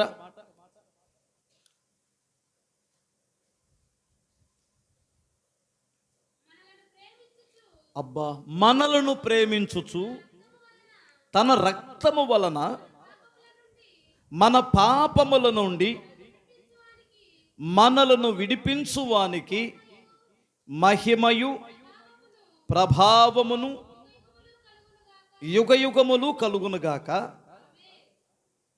ఎక్కడ చదివాం? నేను చదువుతాను, వినండి. హల్లెలూయా. మనలను ప్రేమించి తన రక్తం వలన మన పాపముల నుండి మనలను విడిపించిన వానికి మహిమయు ప్రభావమును కలుగునుగాక. ఆమేన్. ఆయన మనలను తన తండ్రియగు దేవునికి ఒక రాజ్యముగాను యాజకులుగాను చేసెను. హల్లెలూయా. ఇప్పుడు చెప్పండి, మనం అందరిని దేవుడు ఏం చేశారు చెప్పండి? ఒక రాజ్యముగాను యాజక సమూహముగా చేశాడట. అంటే దీని అర్థం ఏంటంటే, రేపు పొద్దున్నే బైబిల్ తీసుకొని నేను పాస్టర్ అమ్మని అయిపోయాను, పాస్టర్ గారిని అయిపోయాను, తిరుగుతానని కాదు దాని అర్థం. యాజకుడు అంటే డైరెక్ట్గా దేవుణ్ణి కలుసుకునే అధికారాన్ని దేవుడు ప్రతి మానవుడికి ఇచ్చాడు. హల్లెలూయా. ఎలా ఇప్పుడు కలుసుకోగలం? దాన్ని నేను చెబుతాను. ఒక యాజకుని యొక్క కొత్త నిబంధన యాజకుడు ఎలా ఉండాలి అంటే, ఇప్పుడు మా యొక్క బోధని మీరు వేరే రకంగా వక్రతనంగా ఆలోచించొద్దు. అంటే మేము ఇప్పుడు పాస్టర్లం కదా, మేము కాపర్లు, సువార్థికులు, అపోస్తలులు పిలుపు ఉంది కొంతమందికి, కొంతమంది ఉపదేశకులుగా ఉన్నారు. మా యొక్క పిలుపు మేము ఎలా ప్రభువుని కలుసుకోగలమో మీరు కూడా కలుసుకోవడానికి దేవుడు మిమ్మల్ని యాజకులుగా దేవుడు ఏర్పరచుకున్నారు. అంటే దాని అర్థం ఏంటంటే, దేవునికి సమీపంగా మీరు వెళ్ళిపోవచ్చు ఇప్పుడు. హల్లెలూయా. ఇప్పుడు మీరు దేవుణ్ణి కలుసుకోవచ్చు, దేవునితో మాట్లాడవచ్చు. తండ్రి, అబ్బా, నాయనా అని పిలిచే అధికారము ప్రతి మానవుడికి దేవుడు ఇచ్చాడు. అర్థం కాలేదా? హల్లెలూయా. ఇప్పుడు దీని విషయంలో మీరు ఎక్కడ సందేహించవలసిన అవసరం లేదు. ఎందుకంటే మీరు దేవుని కుమారులుగా ఉన్నారు, దేవుని కుమార్తెలుగా ఉన్నారు. ఇప్పుడు నీకు ఏదైనా అవసరం వస్తే ప్రభు దగ్గరికి డైరెక్ట్గా వెళ్ళి అడగవచ్చు. హల్లెలూయా. నీవు ఆయన్ని గణపరచవచ్చు, నీ నోటి ద్వారా దేవుణ్ణి స్తుతించవచ్చు, నీవు దేవుణ్ణి మహిమపరచవచ్చు. ఎందుకంటే ఆ అధికారము దేవుడు ప్రతి మానవుడికి ఇచ్చాడు. వారిని యాజకులుగా దేవుడు నియమించాడట. హల్లెలూయా. ఈ క్రొత్త నిబంధనలోనికి వచ్చేసరికి దేవుడు చేసిన గొప్ప భాగ్యం ఏమిటంటే, కొత్త నిబంధన విశ్వాసులందరూ దేవుణ్ణి కలుసుకునే అధికారాన్ని దేవుడిచ్చాడు. కాకపోతే వీరు దేవునికి ఇష్టమైన యాజకులుగా ఉండడానికి 4 రకాలైనటువంటి అర్పణలు అర్పిస్తే వారు దేవునికి ఇష్టమైన యాజకులుగా ఉన్నట్లే. దేవునికి స్తోత్రం. ఇప్పుడు ఎంతమంది నేను కూడా దేవుణ్ణి కలుసుకోవాలి, ఆ యాజక సమూహంలో ఉండాలని కోరుకుంటారు? హల్లెలూయా. బస్ సూపర్. ఇప్పుడు మనకేంటి, ఆ వస్త్రధారణ ఏం అవసరం లేదు, ఆ యాజకుడు వేసుకున్న వస్త్రాలేమి అవసరం లేదు. మనం ఏ వస్త్రాల్లో ఉన్నా మనకు రక్షణ వస్త్రాన్ని దేవుడు ధరించాడు. హల్లెలూయా. ఆ యాజక వస్త్రాన్ని దేవుడు మీ హృదయంలో వాళ్ళకి సున్నతి శారీరకంగా జరిగితే మనకు అంతరంగంలో సున్నతి జరిగింది. దేవునికి స్తోత్రం. ఇప్పుడు మీరు దేవుణ్ణి కలుసుకోవచ్చు, ఆయనతో మాట్లాడవచ్చు, ఆయన మీతో మాట్లాడుతారు, ఆయన మిమ్మల్ని ప్రేమిస్తున్నాడు. కాకపోతే మనం ఒక యాజకుడు, కొత్త నిబంధన యాజకుడికి ఉండవలసినటువంటి లక్షణాలు మీరు సంపూర్ణంగా కలిగి ఉండాలంటే 4 అర్పణలు అర్పించమని నేను పరిశుద్ధ గ్రంథంలో గ్రహించాను. వాటిని చెప్పేస్తాను. అప్పుడు మీరు దేవుని రాజ్యములు ఎలా ఉంటారు? ఒక యాజక సమూహంగా ఉంటారు. ఆయన ప్రేమను బట్టి, ఇది మన యొక్క వంశావళిని బట్టి వచ్చింది కాదు. హల్లెలూయా. మన యొక్క భక్తిని బట్టి, మంచితనమును బట్టి వచ్చింది కూడా కాదు. ఎందుకంటే మన మొదటి బ్రతుకు చీకట్లో ఉన్నాం. దేవుడు ఆశ్చర్యకరమైన వెలుగులోనికి ఆయన ప్రేమ చేతనే పిలిచారు. మనల్ని ఒక గొప్ప సమూహంగా దేవుని ఎదుట నిలబెట్టడానికి, యాజక సమూహంగా నిలబెట్టడానికి దేవుడు మన ఎడల ఆయన ఉన్నతమైన ప్రేమను కుమ్మరించాడు. హల్లెలూయా. ఇప్పుడు ఇంతకీ యాజకుడు అనేటువంటి వాడు అర్పించేవాడు. ఇది నచ్చిద్దా మీకు? ఇంతకే అర్పించుకోవడం అంటే నచ్చిద్దా? ఇప్పుడు ఏం అర్పించాలి దేవునికి? ఇంతకే యాజకులుగా ఉండాలని ఉంది కదా. హల్లెలూయా. ఇంకోసారి చెప్పండి. చాలామంది నాకు ఒక విషయం నచ్చదండి. ఏమి నచ్చదంటే, మీరు మాకు ప్రార్థన అవసరతలు పంపించండి, మీరు శుభ్రంగా నిద్రపోండి. అదే కదా చెబుతున్నారు. వీళ్ళు ప్రార్థన పాస్టర్ గారికి పంపించి వీళ్ళు దున్నపోతులు నిద్రపోతున్నారు. మీరు కాదు, చాలామంది. ఇంకా కొంతమంది అయితే ఏమి నేర్చుకున్నారంటే, అన్నయ్య దైవజనులు ఉపవాసం ఉండి ప్రార్థన చేస్తే కార్యాలు జరుగుతాయి అంట కదా అన్నయ్య, మీరు ప్రార్థనలో పెట్టుకోండి అన్నయ్య, ప్రార్థనలో మీరు పెట్టుకోండి అన్నయ్య, మేము నిద్రపోతాం అన్నయ్య, మీరు ఉపవాసం ఉండండి అన్నయ్య, మేము బిర్రుగా తిని పడుకుంటాం అన్నయ్య. చెబుతున్నారా? చెప్పట్లేదా? చెప్పరేంటమ్మా తల్లులారా? మీరు కూడా ఉపవాసం ఉండి దేవుని సన్నిధిలో కలుసుకోవచ్చు అనే సత్యం మీకు తెలుసా? మీరు కూడా ప్రార్థన చేస్తే దేవుడు ఆలకిస్తాడనే సత్యం మీకు తెలుసా? తెలిస్తే మీరు ప్రార్థన చేస్తారు. హల్లెలూయా. తెలిస్తే మీరు దేవుణ్ణి కలుసుకుంటారు. తెలిస్తే దైవ సేవకునికి వారి హస్తాలు మీరు బలపరుస్తారు. ఇప్పుడు మోషే ప్రార్థన చేస్తున్నప్పుడు అహరోను, హూరు వాళ్ళిద్దరు ఏం చేశారండి అంటే, ఇప్పుడు ఈ ముగ్గురు ప్రార్థన కలిస్తే వీరికి ఏమొచ్చింది? జయం వచ్చింది. అయ్యగారు ఒక్కడే ప్రార్థన చేస్తే ఏమయ్యేది? ఖచ్చితంగా ఓడిపోయి. సంఘం ప్రార్థన చేయొచ్చు. సంఘము దేవుని సేవకులతో కలిసి కష్టపడాలి. భక్తిలో, నీతిలో, ప్రార్థనలో ఎదగాలి. హల్లెలూయా. ఇప్పుడు ఆ సిస్టర్ గారు అన్నయ్య ఉపవాసం ఉండమని అయ్యగారిని అడిగింది. పోనీలే మొహమాటానికి ఉన్నాడు. ఏమో సాక్ష్యం చెప్పింది, అయ్యగారు నా కొరకు ఉపవాసం ఉండి ప్రార్థన చేస్తే దేవుడు కార్యం చేయగలడు. కానీ ఆమెకు ప్రేరేపణ వచ్చింది. నెక్స్ట్ ఆమె కూడా ఉపవాసం ఉండమనింది. ఉండమనిద్దా కదండి? ఆమె ఊరుకుంటుందా? నలుగురు చెబుతారు కదా. ఇప్పుడు ఏమో ఒక రోజు ఉండి ఆగిపోయింది, ఆమె ఒక రోజు ఉండి ఆగిపోయింది, ఆమె ఒక రోజు ఉండి ఆగిపోయింది, మేము మాదేమో కంటిన్యూ అయింది. మేము పోవాలనే కదా అని అర్థం. కరోనా కాలంలో బలమైన ఫుడ్ తీసుకోండి అని చెబుతుంటే మీరు ఉపవాసం ఉండి ప్రార్థన చేయమంటే మమ్మల్ని చంపేయడానికే కదా అన్న, కాదా? ఒక ఇంట్లో ముగ్గురితోనూ నలుగురితోనూ ఒకడు పెడతాడు డ్రమ్ము కొట్టుకుంటూ. ఆయన ఏమంటాడంటే, సిస్టర్ దేవుడు మీ ఇంట్లో ఉపవాస ప్రార్థన పెట్టమని చెప్పాడు సిస్టర్, నాకు ఆ దర్శనమే ఉపవాసం అన్నాడు. ఆ అబ్బాయికి 4 కుటుంబాలు కనుక 4 రోజులు ఉన్నాడు. మరి 100 కుటుంబాల సంగతి ఏంటండి? నాకు అర్థం కాదు. పోవటమేగా. ఎంత ఘోరం అండి. మీకు అర్థం కాలేదేమో. ఈ మాటలు నమ్మకండి. మీరు డైరెక్ట్గా దేవునితో కలుసుకోవచ్చు. మీ పక్షాన దేవుడు, దైవజనుడు ప్రార్థన చేస్తాడు. హల్లెలూయా. ఇప్పుడు మీరు యాజకులుగా ఉంటే 4 అర్పణలు మీరు అర్పించవలసి వస్తుంది. అప్పుడే మీరు యాజక సమూహంగా పరలోకములో కనిపిస్తారు. హల్లెలూయా. ఏమిటి? ఒక్క మాట మీరు వినండి. రోమీలకు రాసిన పత్రిక 12వ అధ్యాయం 1వ వాక్యం చూడండి. ఒక్క మాట. సజీవ యాగముగా మీ శరీరములను దేవునికి సమర్పించుకునండి. దేవునికి స్తోత్రం చెప్పాలి. సజీవ యాగముగా మీ శరీరములను దేవునికి సమర్పించుకోండి. దీనికి చిన్న అద్భుతమైనటువంటి క్లారిటీ ఏమిటంటే, సజీవ యాగముగా సమర్పించుకోమంటే గాజులు, బొట్టు, పూలు మాత్రమే కాదు. ఇది చాలా తేలికైపోయింది ఇప్పుడు పెంతెకొస్తేవాళ్ళకి, మనకే. హల్లెలూయా. అదే పెద్ద భక్తి అనుకోవడం నాకు నచ్చలా. మీరు ఏమనుకోద్దండి బాబు. నా భార్య కూడా ఫస్ట్ 3 బొట్లు పెట్టేది. నేను మొత్తం తీస్తేనే నా ఇంటికి రమ్మని పెద్ద పేషి అది.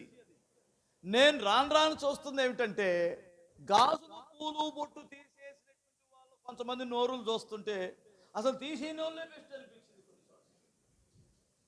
నిజమండి. అంటే అది ఆ సమర్పణలో ఒక భాగమే. అసలైనటువంటిది విడిచిపెట్టారు చాలా మంది. అసలైనది ఏమిటంటే, చూడండి ఒక్క మాట మీరు చదవండి, మీకు అర్థమవుతుంది. ఫిలిప్పీయులకు రాసిన పత్రిక 2:7, 2వ అధ్యాయం 7వ వాక్యం.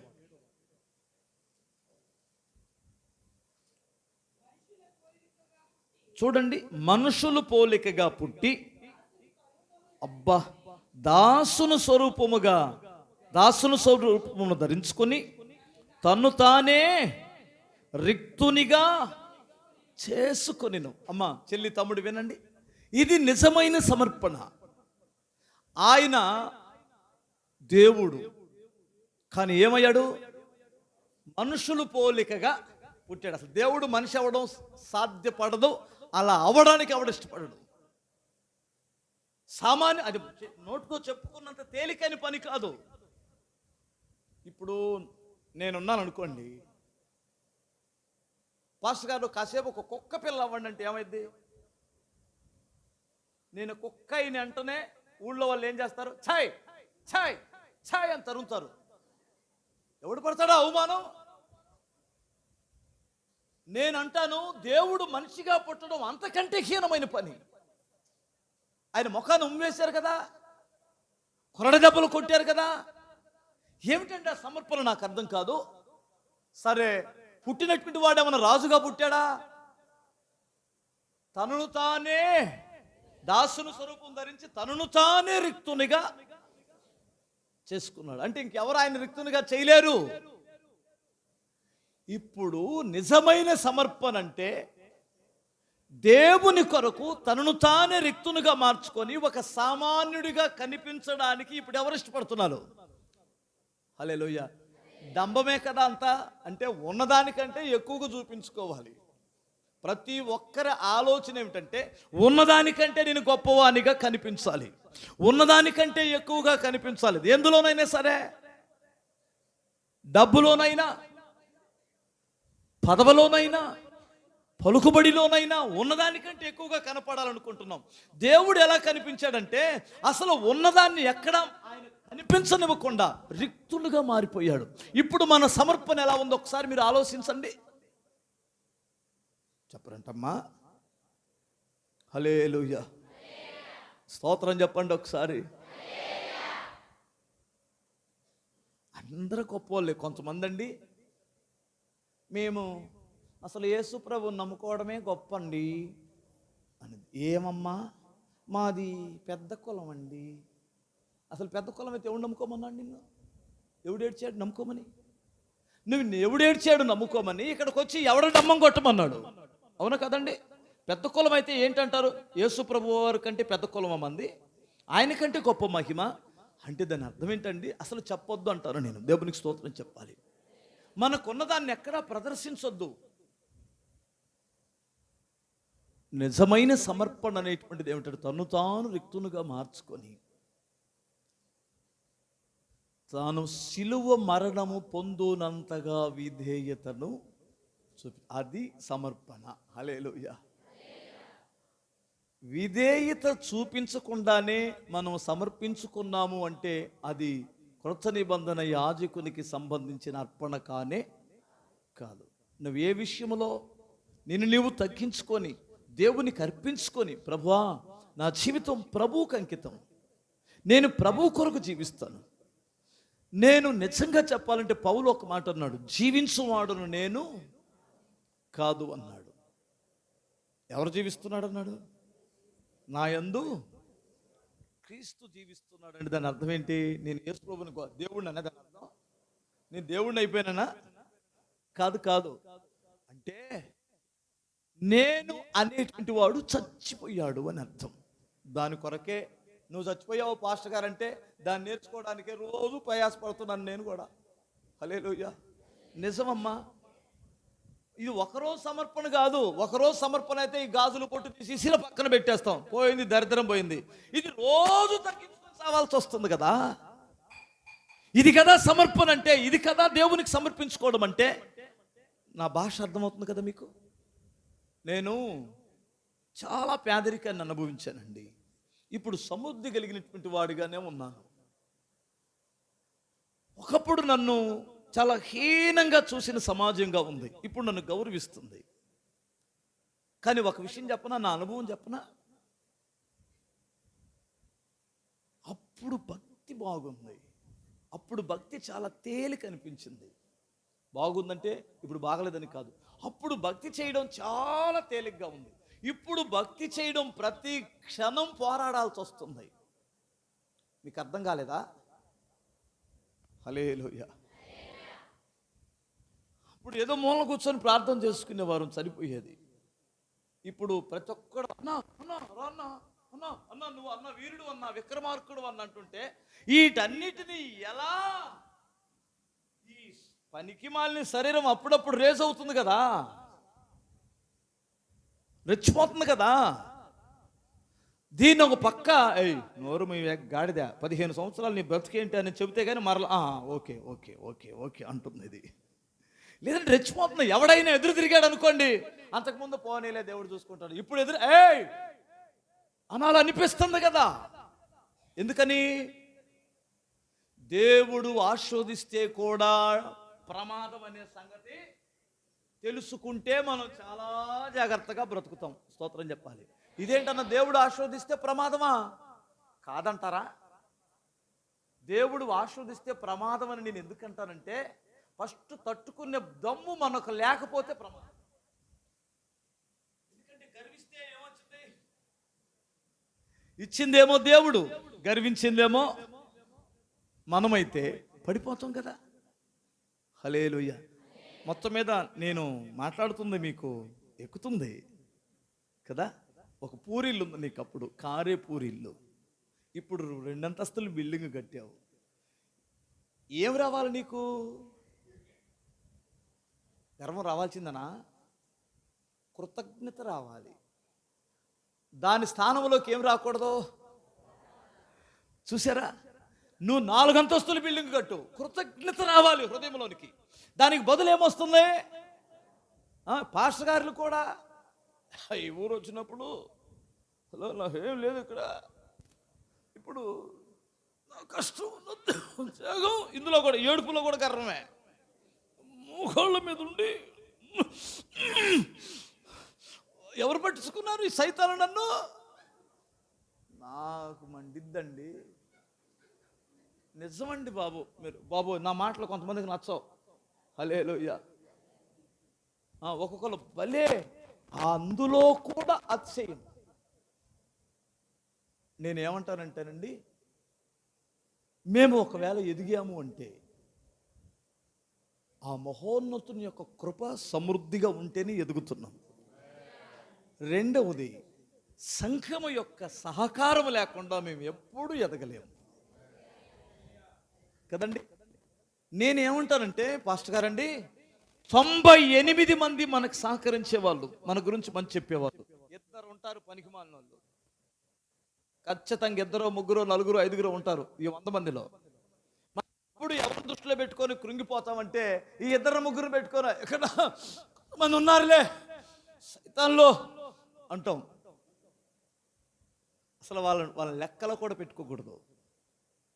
వాళ్ళు ఒకవేళ విమర్శిస్తే, ఏమండి, వాళ్ళు ఒకవేళ మనల్ని బ్యాడ్ చేయాలనుకున్నట్లయితే అర్థమవుతుందండి, అందులో ఏమైనా సత్యం ఉందోమో తెలుసుకొని, ప్రతిపక్షం లేకపోతే అధికార పక్షం మాట ఉందో స్తోత్రం చెప్పాలి, రెచ్చిపోతారు వాళ్ళు. అందుకని దేవుడు వాళ్ళను కూడా మన మంచి కొరకే ఉంచారనుకోవాలి. మీ ఇంటి దగ్గర కూడా చూడండి, మీరు గమనించండి. మిమ్మల్ని విమర్శించే వాళ్ళు ఉన్నారంటే ఖచ్చితంగా మీరు సరిచేసుకోవడానికే ఉన్నారు అని అర్థం. హల్లెలూయా. దాని గురించి కృంగిపోవద్దు. కానీ దేవుడు మిమ్మల్ని ఆశీర్వదించే కొలది మీరు కృతజ్ఞత కలిగి ఉండండి. ప్రతిదినము దేవునికి సమర్పించుకొని, ప్రభువా నేను నీకు విధేయత చూపిస్తాను, నీ పనిలో నేను నమ్మకస్తురాలుగా ఉంటాను తండ్రి. మీరు నాకు ఏది అప్పగించారో, చర్చిలో పని, దైవజనుల ద్వారా నాకు ఏది అప్పగించబడిందో ఆ పని నేను నమ్మకంగా చేస్తాను తండ్రి. హల్లెలూయా. నేను అందుకొరకే సమర్పించుకున్నాను నాయన, నా జీవితం నీ కొరకే సమర్పించుకున్నాను ప్రభువా. ఇక లోకము నాకు అవసరం లేదు. లోకంలో రకరకాలుగా పోనివ్వండి. మీరు దేవునికి యాజకులైన పిల్లలని గుర్తుపెట్టుకొని, మీరు ప్రత్యేకించబడిన జనం కదా, దేవునికి పరిశుద్ధమైన జనాంగం కదా. అలాగ మనం బ్రతకాలన్నది క్రొత్త నిబంధన సంఘములో ఆ యాజకత్వం ఉండాలనేది దేవుని యొక్క ఉద్దేశం. హల్లెలూయా. రెండో విషయాన్ని మీకు జ్ఞాపకం చేస్తాను. చూడండి ఒకసారి, హెబ్రీయులకు రాసిన పత్రిక 13వ అధ్యాయం 15వ వాక్యం. కాబట్టి ఆయన ద్వారా మనము దేవునికి ఎల్లప్పుడూ స్తుతియాగము అర్పించెదము, అనగా ఆయన నామమును ఒప్పుకొనుచు జిహ్వ ఫలములను అర్పించుదుము. చాలు, దేవునికి స్తోత్రం చెప్పండి ఒకసారి. జాగ్రత్తగా. కాబట్టి ఆయన ద్వారా మనము దేవునికి ఎల్లప్పుడూ స్తుతియాగము చేయుదుము. చూడండి, దేవుని చేరుకునేటువంటి వాడు దేవుణ్ణి స్తుతించి గణపరిచి ఆయన నామాన్ని ఒప్పుకుంటూ ఆయన నామాన్ని గణపరచకుండా దేవుణ్ణి చేరుకోవడం సాధ్యమైన పని కాదంటాను నేను. హల్లెలూయా. మీరు ఎప్పుడైనా దేవుని దగ్గర ప్రార్థన చేసుకునేటప్పుడు నా మట్టుకు నేనైతే 3 పద్ధతులు పాటించుకుంటాను. ఫస్ట్, లోపం ఉందేమో నా చూపులలోనో మాటల్లోనో. కొన్నిసార్లు మన మాటలు చాలా దుడుగ్గా వస్తాయి. విస్తారమైన మాటల్లో దోషం ఉండక మనం దేవుని దగ్గరికి వెళ్ళేటప్పుడు మొట్టమొదటిగా ఇంట్లోకి, ఇంతకుముందు మాకు దేవుడి గది ఉండేది, పట్టాలన్నీ ఉండేవి. మా నాన్న ఆ గదిలోకి కాళ్ళు కడుక్కోకుండా వెళ్తే చంపలు ఫస్ట్ ఆ దేవుడి గదిలోకి వెళ్ళాలంటే ఏం చేయాలి? కాళ్ళు కడుక్కొని వెళ్ళాలి. ఇప్పుడు ఒక యాజకుడు పరిశుద్ధ స్థలంలోనికి ప్రవేశించాలంటే ఏం చేయాలి? గంగాళము దగ్గరికి వెళ్ళి కాళ్ళు కడుక్కొని ప్రవేశించాలి కదా. కాళ్ళు కడుక్కోవాలి కదా. కాళ్ళు కడుక్కునే పద్ధతి బైబిల్ చెబుతుంది కదా. కాళ్ళు కడుక్కోవడం అంటే ఖచ్చితంగా నీ అంతరంగంలో ఉన్న దాగి ఉన్న రహస్య పాపాలు ఒప్పుకోవాలి మోకరించిన ప్రతిసారి. దేవునికి స్తోత్రం. అంటే నువ్వు మరొక్కసారి పరిశుద్ధాత్మ చేత కడుక్కొని, మరొక్కసారి వాక్యం చేత సరి చేసుకొని, మరొకసారి యేసు రక్తము నీ మీద ప్రోక్షించుకొని, అర్థమవుతుంది, అప్పుడు కృతజ్ఞతాస్తుతులు అర్పించుట యందు విస్తరించాలి. హల్లెలూయా. మీరు కొలసీలకు రాసిన పత్రిక 2:6 ఏముందంటే, మీరు ప్రభు అయిన యేసుక్రీస్తును అంగీకరించారు కదా, ఓకే మంచిది. మీ జీవితం ఎలా ఉండాలంటే ఇంటి వలె కట్టబడుచు, క్రమంగా పునాదితో సహా చక్కగా పునాదులు వేయబడిన ఇంటి వలె కట్టబడుచు, ఏరుపారిన చెట్టు ఉంటూ చూశారు, పైపైన ఏరు కాకుండా లోతుగా ఏరుపారిన చెట్టు వలె మీరు ఉండి కృతజ్ఞతాస్తుతులు చెల్లించుట యందు విస్తరించాలి. హల్లెలూయా. కృతజ్ఞతాస్తుతి, దేవునికి స్తోత్రం. కృతజ్ఞత స్తుతి. హల్లెలూయా. మీరు దేవుణ్ణి స్తుతించడంలో విస్తరించాలనేది దేవుని యొక్క ఉద్దేశం. కొంతమంది నోట్లో స్తుతి ఉండనివ్వట్లా సాతానుడు. స్తుతి ఉండనివ్వట్లేదండి. దేవుణ్ణి ఎప్పుడైతే మనం స్తుతిస్తామో ఆ కుటుంబం ఆశీర్వదించబడింది, ఆ సంఘం ఆశీర్వదించబడింది, ఆ వ్యక్తి ఆధ్యాత్మికంగా ఉన్నత శిఖరాలకు ఎక్కుతాడు. దేవుణ్ణి స్తుతించినప్పుడు నువ్వేం చేయవసరం లేదు. దేవుణ్ణి స్తుతించండి, స్తుతించండి, నీ నోట్లో స్తోత్రం చెప్పండి. హల్లెలూయా. నేనండి స్తుతి చెప్పడం అనేటువంటిది నాకు పూర్తిగా గిట్టని మాట. మా అమ్మ ప్రభువుని నమ్ముకున్న తర్వాత మా అమ్మ కొన్ని 100 సార్లు నన్ను స్తుతి చెప్పించాలని ప్రయత్నం చేసింది. అరే స్తోత్రం అనరా, స్తోత్రం అనరా అన్నాలేపో అనేవాడిని. ఎందుకంటే మనం సినిమాలను తిరిగే బ్యాచ్ కదా, సాతాను మన ఫ్రెండ్ కదా, మాజీ ఫ్రెండ్ కదా, స్తుతి ఎట్లా వచ్చిందండి? సరే, మా ఇంటి పక్కన ఒక ప్రభువుని నమ్ముకున్న తల్లి ఉంది. ఆమె చెప్పేది, మా అమ్మ చెబితే నేను విననని, అబ్బాయి శివ కూర్చో, ఇటు కూర్చోన్నానా, ఇటు కూర్చో, కూర్చున్నాను, స్తోత్రం అను, చిన్నపిల్లడు చెప్పినట్టు చెప్పేది. అన్నానులే అనేవాడిని. ఎక్కడన్నావు అబ్బాయి, నీకు వినపడాలా ఏంది, లోపల అనుకున్నాను పోనివ్వండి. అంటే స్తోత్రం చెప్పడం నాకు గిట్టేది కాదండి. కారణం ఏంటంటే నాకు తెలిసిపోయింది, స్తుతి చెప్పినటువంటి నోటిలో సాతానుడు ఆ హృదయంలో ఉండలేడండి. హల్లెలూయా. మీ ఇంటికి వచ్చిన చుట్టం ఇంటికి వస్తే అతని మిరపకాయలు పొయ్యిలో వేస్తే ఏముంటది? ఉంటాడా? అమ్మా మళ్ళీ వస్తానులేరా అని వెళ్ళిపోతాడు అంతే. ఉండమన్నా ఉండడు అంతే. కుటుంబంలో స్తోత్రం ఉందనుకోండి, సంఘంలో స్తోత్రం ఉందనుకోండి, ఆడు వెళ్ళిపోతాడు అంతే. కానీ ఈ రోజున స్తుతి చెప్పకుండా సాతానుడు వారి నోరు మూసేస్తున్నాడండి. మీరు గమనించండి. మీరు ప్రతి విషయంలో ఆయన నామాన్ని ఒప్పుకుంటూ, హల్లెలూయా ప్రభువా మీరు మహోన్నతుడైన దేవుడు కదా, సర్వశక్తి గల దేవుడు కదా తండ్రి, మీరు నిన్నా నేడు ఏకరీతిగా ఉన్నా దేవుడు కదా నాయన, మీకు స్తోత్రం ప్రభువా. ఆయన నామాన్ని గొప్ప చేస్తూ స్తుతించినప్పుడు ఆ స్తోత్రం దేవునికి ఇష్టమవుతుంది. కానీ మనం మొదలు పెట్టడమే, ప్రభువా పెద్దవాడికి జ్ఞాపకం చేసుకో ప్రభువా, చిన్నవాడికి జ్ఞాపకం చేసుకో ప్రభువా. స్వార్థమే, పొద్దు గూకులు. అడిగేవాడిని చూస్తే నాకు భలే భయం అండి. మరి మీకు భయం ఉంటుందో లేదో కదా. పొద్దు గూకులు అడుగుతాను, వస్తున్నాడా, అడుక్కోవడానికి వస్తున్నాడు, అబ్బా అయిపోయాం ఈరోజు అనుకుంటాం. దేవుడికి భయం అని నేను చెప్పడం లేదు, ప్రార్థన చేయొద్దని చెప్పడం లేదు. ముందు నువ్వు దేవుడిని స్తుతించకుండా నీ స్వార్థం కొరకు అబ్బాయిని బాగు చేయి, అమ్మాయిని బాగు చేయి, అది ఇవ్వుతండి, ఇది ఇవ్వుతండి, ఇవ్వు జలగలాగా పేక్కండి. నీకు ఏది ఇవ్వాలో దేవునికి బాగా తెలుసు. హల్లెలూయా. నీకు ఏది ఇస్తే మంచిదో కూడా ఆయనకి బాగా తెలుసు. నువ్వు ఏమిస్తే నీవు బాగుపడతావో, ఏమి ఇవ్వకూడదు ఇస్తే నువ్వు చెడిపోతావో కూడా ఆయనకు బాగా తెలుసు. అందుకని దేవా, నా విషయంలో నాకు ఏది ఇవ్వాలో ఏది ఇవ్వకూడదో మీకు తెలుసు నాయన, నీకు ఇష్టమైంది నాకు ఇవ్వండి అని చెప్పండి. మీ ఇష్టం వచ్చినట్టు అడగటం కూడా మంచిది కాదేమో అనుకుంటున్నాను నేను. దేవునికి స్తోత్రం, హల్లెలూయా. చూడండి, క్రొత్త నిబంధన సంఘం లేదా యాజకులు సంఘం దేవుణ్ణి స్తుతి అర్పణలను దేవునికి అర్పించాలి. మూడో విషయం ఏమిటంటే, ఒక చిన్న విషయాన్ని మీరు చదవండి, మీకు అర్థమవుతుంది. హల్లెలూయా. రోమీలకు రాసిన పత్రిక 12వ అధ్యాయం 13వ వాక్యంలోనే. ఇది మీకు నచ్చదేమో అమ్మా.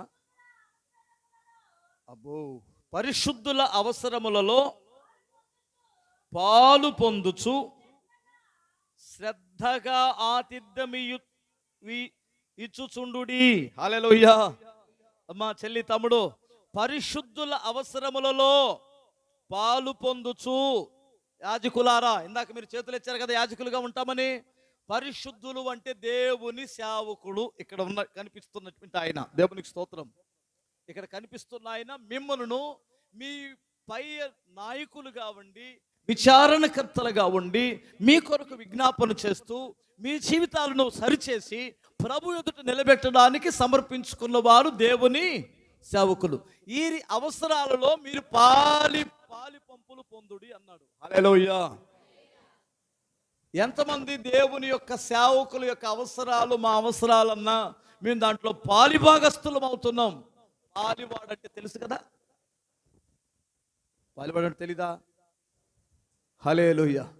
ఇద్దరు అన్నదమ్ములు పాలిభాగస్థులు అంటారు. వాళ్ళ నాన్నకున్న 2 ఎకరాలు చెరొక ఎకరం వస్తుంది. హల్లెలూయా.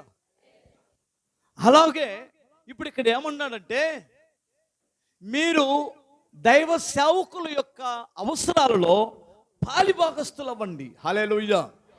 చర్చిలో ఒక పని ఉంటే ఆ పనిలో మీరు పాలిభాగస్థులు అవ్వండి, వారి అవసరాల నిమిత్తమై. నాకు పట్టదో, నేనేదో చర్చికి వస్తాను, ప్రార్థన చేసుకుంటాను, స్తోత్రం హల్లెలూయా అంటాను, వెళ్ళిపోతాను. ఇప్పుడే కదా నా చెప్పారు, స్తోత్రం స్తోత్రం స్తోత్రం, రూపాయి ఖర్చు లేకుండా. ఇది కూడా కుదరదు. నువ్వు ఒక యాజక సమూహంగా పరలోకములో ప్రభు ఎదుట నువ్వు నిల్చోవాలి అంటే పరిశుద్ధుల యొక్క అవసరాలలో ఖచ్చితంగా నువ్వు పాలిభాగస్తుడు అవ్వాల్సిందే. ఇది సత్యం, ఇది దేవుడు నియమించినటువంటి చట్టం. దీనికి నువ్వు ఏమాత్రం నాకు వల్ల కాదండి, నేనేదో వస్తానండి వెళ్ళిపోతాను, కుదరదు.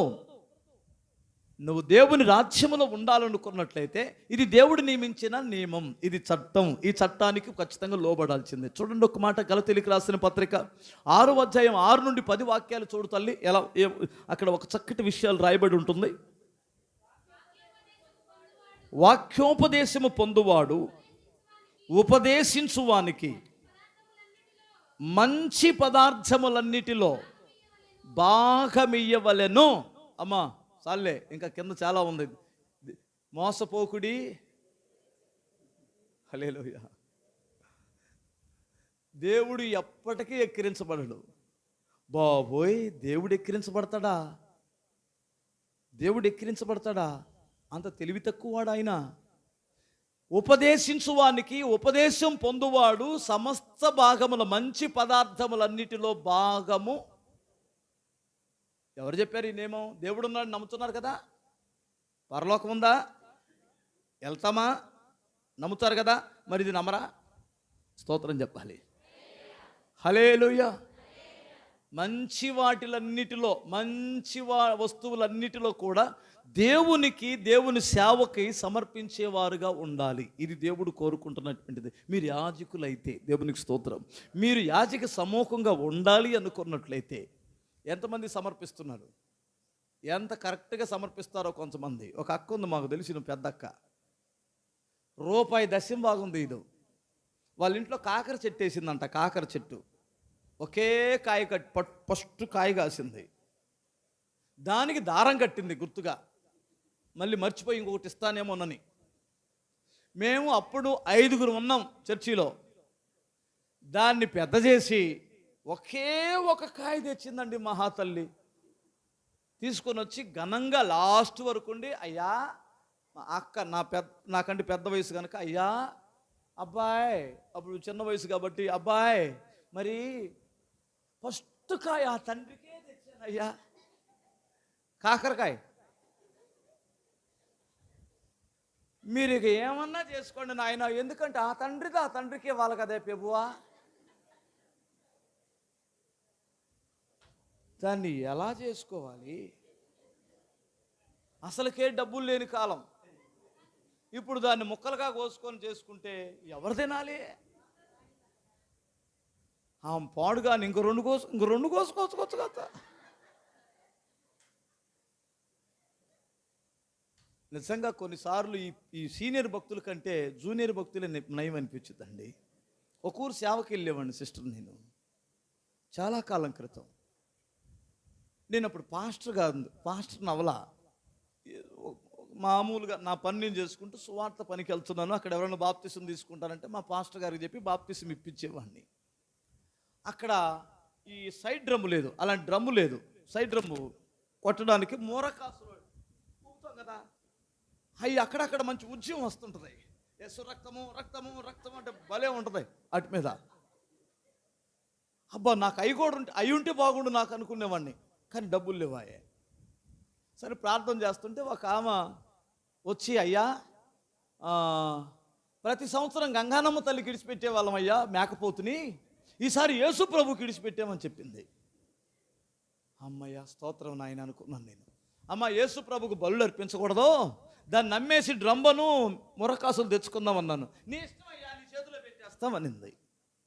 అంతర్వాత నేను డైలీ ప్రార్థన చేస్తున్నాను, ప్రభా ఆ మంద ఆశీర్వదించబడాలి, ఆ మందలో నాకిస్తానన్న మేకపిల్ల పెద్దదవ్వాలి తండ్రిని.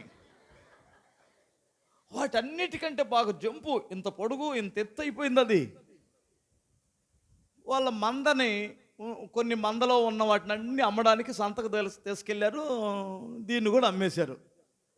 అమ్మిన తర్వాత ఒకరోజు మధ్యాహ్నం ప్రార్థన అయిపోయి ఇక ఎవరో వాళ్ళు అన్నం పెడితే, అన్నది నేను వెళ్ళొస్తానమ్మా అంటే, అయ్యా ఒక్కసారి ఇంటికి వచ్చి వెళ్ళయ్యని ఆర్డర్ వేసి వెళ్ళిపోయింది.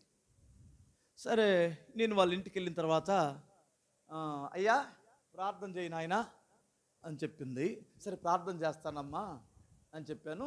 తర్వాత ఆమె ఏముందంటే, నిన్న మందలోకి వెళ్ళి దాన్ని అమ్మామయ్యా, ఆ డబ్బులు కూడా ఇచ్చి ప్రార్థన చేయించుకుందాం అనుకొని చెప్తూ ఏమన్నదంటే, ఈ దుష్టుడు గురించేనయ్యా నా దిగులంతా, ఈ దుష్టుడు ఒక్కడ మారితే చాలయ్యా అని చెప్పింది. దుష్టుడు అంటే ఎవరు అనుకున్నారు? వాళ్ళ ఆయనే.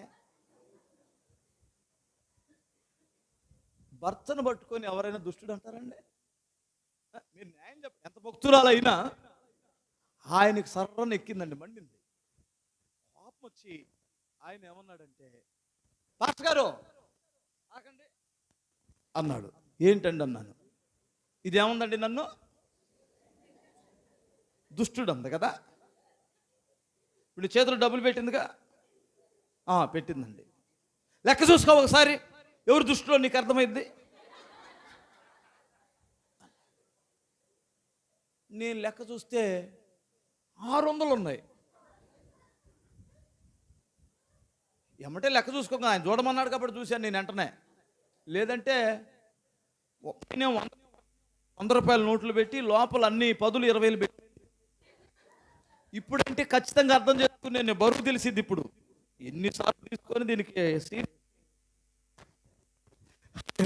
అప్పుడు పెరగలా, పెద్దదే కట్ట అనుకున్నాను నేను. ఇదో దుష్టాలు నేనో దుష్టాలు. ఒకసారి నువ్వు అంటే 2200కి అమ్మామయ్యా దాన్ని మేకపోతుని, ఇది నీ చేతిలో 600 పెట్టింది. నీ తల్లికి ఈ తండ్రికి ఇచ్చేది ఈ తండ్రికి కూడా ఇవ్వాలి మనం అని చెబితే, నీకు తెలియదు లాగు ఇదాలే అని చెప్పి 600 ఇచ్చిందయ్యా. ఇదే దుష్టురాలు నేనా? చూస్తేనండి నా కళ్ళకి ఆమె దుష్టురాలాగా కనపడిందండి. ఎందుకంటే నాకు డ్రమ్ము రాదు, మురకాసులు రావు. ఇప్పుడు దేవుని పని ఆటంకపరిచేది దుష్టులా, దేవుని పనికి సహకరించే వాళ్ళు దుష్టులా?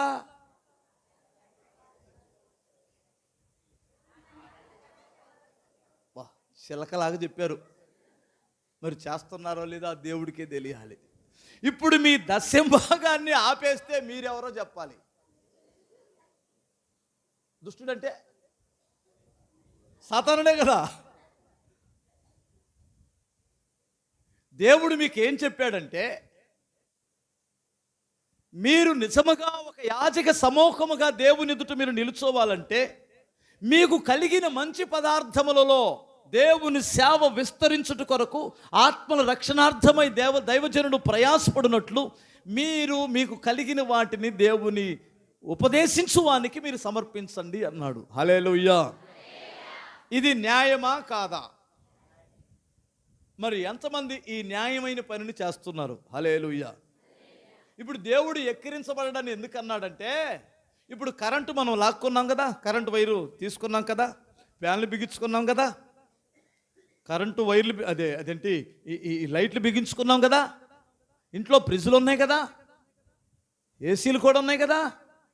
ఇప్పుడు మనం కరెంటు బిల్లు కట్టలేదనుకో, కరెంటు వాడుకొని బిల్లు కట్టలేదనుకో, ఏం చేస్తారో చెప్పాలి మీరే.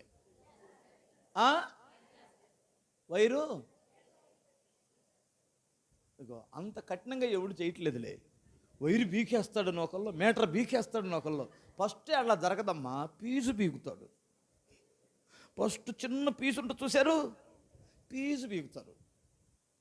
ఏం చేయరు, నీ వైరు నీకే ఉంటుంది, నీ మీటర్ నీకే ఉంటుంది. ఏం బీగుతాడు? పీజు బీకేస్తాడు. నువ్వు సాయంత్రం వచ్చేసి చేనుకి వెళ్ళి వచ్చి టకా టకా టకా లైట్లు వేస్తే ఎలగవు. ఏందబ్బా లైట్లు వెళ్ళట్లేదంటే పీజు బీక్కెళ్ళాడమ్మా. ఎందుకనరా? కరెంటు బిల్లు కట్టలేదని. ఫ్యాన్లు బీక్కెళ్ళాడా? లైట్లు బీక్కిపోయాడా? ఫ్రిడ్జ్ బీక్కిపోయాడా? ఏం బీక్కెళ్ళాడు? ఎంత ఉంటుంది అది? ఎన్ని నెలల్లో ఫీజులు పోయినాయో కరెంటు బిల్లు కట్టక. హల్లెలూయా. చూడ్డానికి భక్తులే కానీ ఆయన ఎప్పుడో మీ ఫీజులు బీకేసి ఉంటాడు. దశంభాగం తినే వాళ్ళ ఫీజులు ఇంట్లో లేదు, ఆశీర్వాదం లేదు, దరిద్రం, శాపం అక్కడి నుంచే స్టార్ట్ అయింది. మీకు తెలుసా? మీకు తెలీదా? పాస్టర్ గారులతో సహా బిల్లు కట్టకపోతే ఫీజులు పోతాయి. హల్లెలూయా. ఇప్పుడు నేనున్నాను అనుకోండి, నాకు కానుకలు వచ్చిన వెంటనే నా ఫీజు బీక్కోకపోకుండానట్లు అర్థమవుతండి. ఒరే బాబు, ముందు దశంభాగం తీసి అక్కడ పెట్టంటారు, మీకు దండం పెడతాను, ఫీజులు పోతాయని చెబుతాను నేను. ఫీజు పోతే ఇంకేముంది, మన ముఖం ఎవడు కనపడుద్ది? మనమేమి ఇస్తాంలే అబ్బాయా దేవుడికి, మన స్థితి అంతలే అబ్బాయా, ఆ తండ్రికి తెలిసిలేరా మనం ఏ పాటి వాళ్ళము. మరి వాళ్ళతో కూడా చెప్పపోయావా? తెల్ల రేషన్ కార్డు వాళ్ళం బాబు, మేమేమి ఇస్తాంలే నాయన, ఫీజు మేము కరెంటు బిల్లు ఏం కడతాం అబ్బాయి అన్నారనుకో, ఒప్పుకుంటారా? ఎక్కిరించబడ్డు దేవుడు, ఎక్కిరించబడ్డు. మీ చేత ఆయన అంత తెలివి తక్కువ అనుకున్నారేంటి? హల్లెలూయా. చూడండి, ఇప్పుడు నేను 3 విషయాలు చెప్పాను మీకు. కాపరి ఉసూరుమంటూ దరిద్రుడుగా ఉంటారో ఆ గ్రామం దరిద్రంగా ఉంటుంది. ఆ సంఘము, ఆ కాపరి, ఆ ఊరిలో ఉన్నటువంటి కాపరి ఎవరైతే సమృద్ధి కలిగి ఆశీర్వాదకరంగా ఉంటాడో ఆ గ్రామం, ఆ సంఘం ఆశీర్వదించబడింది. హల్లెలూయా. పాస్టర్ గారు కొత్త బట్టలు వేసుకుంటే ఒక రకం, మనకు లేవురా. పాస్టర్ గారు ఏసీ బిగిచ్చాడంటగా,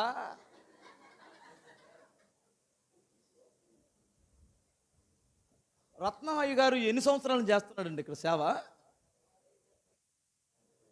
35 సంవత్సరాలు. 35 సంవత్సరాలు లోకంలో కష్టపడితే దీని బాబును సంపాదించడం 35 సంవత్సరాల తర్వాత ఒక బుల్లి రూమ్ కట్టించుకొని, అది పాస్టర్ గారులు వచ్చినప్పుడు ఉంటారని దానికి చిన్న ఏసీ బిగిస్తే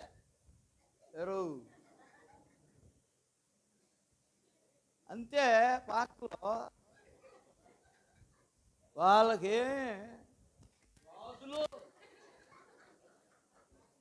మీకు ఒక విషయం తెలుసా? మా దగ్గర ఏమీ లేకపోయినా, ఇస్త్రీ చేసుకోవడానికి డబ్బులు లేకపోయినా, కంచి చెంబులో, కంచెంబు ఉంది కదా, ఆ చెంబులో నిప్పులు వేసుకొని ఇస్త్రీ చేసుకొని దర్జాగా తిరుగుతాం. లోపల ఇడిస్తే ఉంటుంది, బన్నీ అంతా చినిగిపోయినే ఉంటుంది. ఎందుకు అనంటే మేము చినిగిపోయిన బట్టలు వేసుకుంటే ఆయన నామానికి అవమానం. రాజులైన యాజకులం కదా మేము. ఆ బుడబొక్కలు చేసినట్టు ఉంటుంది. ఇప్పుడు మేము తలక నూనె లేకుండా తిరిగితే, మేము శుభ్రంగా లేకుండా తిరిగితే ఎవరు చేయమన్నాడు సేవా? బాబు ఈ బ్యాచ్ కూడా చినిగిపోయిన చొక్కాలు వేసుకొని అమ్మా తిరిగేవాడేమో వాడిని. సరే కాస్త పోనీలే, కాస్త గుట్టుగా పరువు కలిగి బ్రతుకుదాం, ఉన్నా లేకపోయినట్టేనేమో. అయ్యగారికి ఏమండే, ఏమండో పాస్టర్ గారు ఏమన్నా ఇస్తావా? మమ్మల్ని అడుగుతారండి డబ్బులు, మమ్మల్ని అప్పులు అడగొచ్చండి? న్యాయమేనా? మా దగ్గర అప్పులు, మీకు అప్పు ఇచ్చేంత ఉంటే ఇట్లా ఉంటామా? 1000 రూపాయలు ఉంటే 2000కి ప్లాన్ చేస్తాం. హల్లెలూయా. 1,00,000 రూపాయలు ఉంటే 4 లక్షలకు ప్లాన్ చేస్తాం మందిరం. అది మా బ్యాచ్ అంతా ఒకటే కదా. హల్లెలూయా. దగ్గరగా స్తోత్రం చెప్పండి. నా మట్టుకు నేను ఒకరికి డబ్బులు ఇవ్వాలనుకోండి, ఆ మట్టి దోలాడు, లేదంటే ఆ డస్ట్ దోలాడు, ఇంకో పని చేశాడు, మందిరం పని ఏదో చేశాడు, పాస్టర్ గారు డబ్బులు ఇస్తానన్నారుగా అన్నాడు అనుకోండి. ఇప్పుడు కొంచెం నేను వేరే బిజీగా ఉన్నాను, సాయంత్రం రమ్మా అంటాను. రూపాయి ఉండదు ఇంట్లో. ఎన్నో సందర్భాలు. వాడికి మాట ఇచ్చానని దేవుడు వింటాడు. మరలా వాడు వచ్చి అడిగితే నా దగ్గర సమాధానం లేదు. నేను చెబుతున్నానండి, నేను దేవుని సేవకు వచ్చి 20 సంవత్సరాలు. నా కన్న తండ్రి నా ప్రభు మరలా నన్ను వాడి దగ్గర సిగ్గుపడనివ్వకుండా వాడు వచ్చే గంట ముందు కూడా కార్యం చేస్తాడు. హల్లెలూయా. నిజమండి. డబ్బులు ఏనాడు కూడా డబ్బులు లేవండి, నా దగ్గర లేవండి, చూద్దామండి 2 రోజుల తర్వాత. మా బాధలు మీకు ఏం తెలుసండి? నేను ఎప్పుడూ చెప్పలేదు. హల్లెలూయా. మా పాస్టర్ గారు కొంతమంది ఉన్నారు, కొబ్బరి బాండోళ్ళ దగ్గరికి వెళ్తాడా, ఎంత బాబు 20 రూపాయలు. పాస్టర్ గారినండి 15కి ఇవా?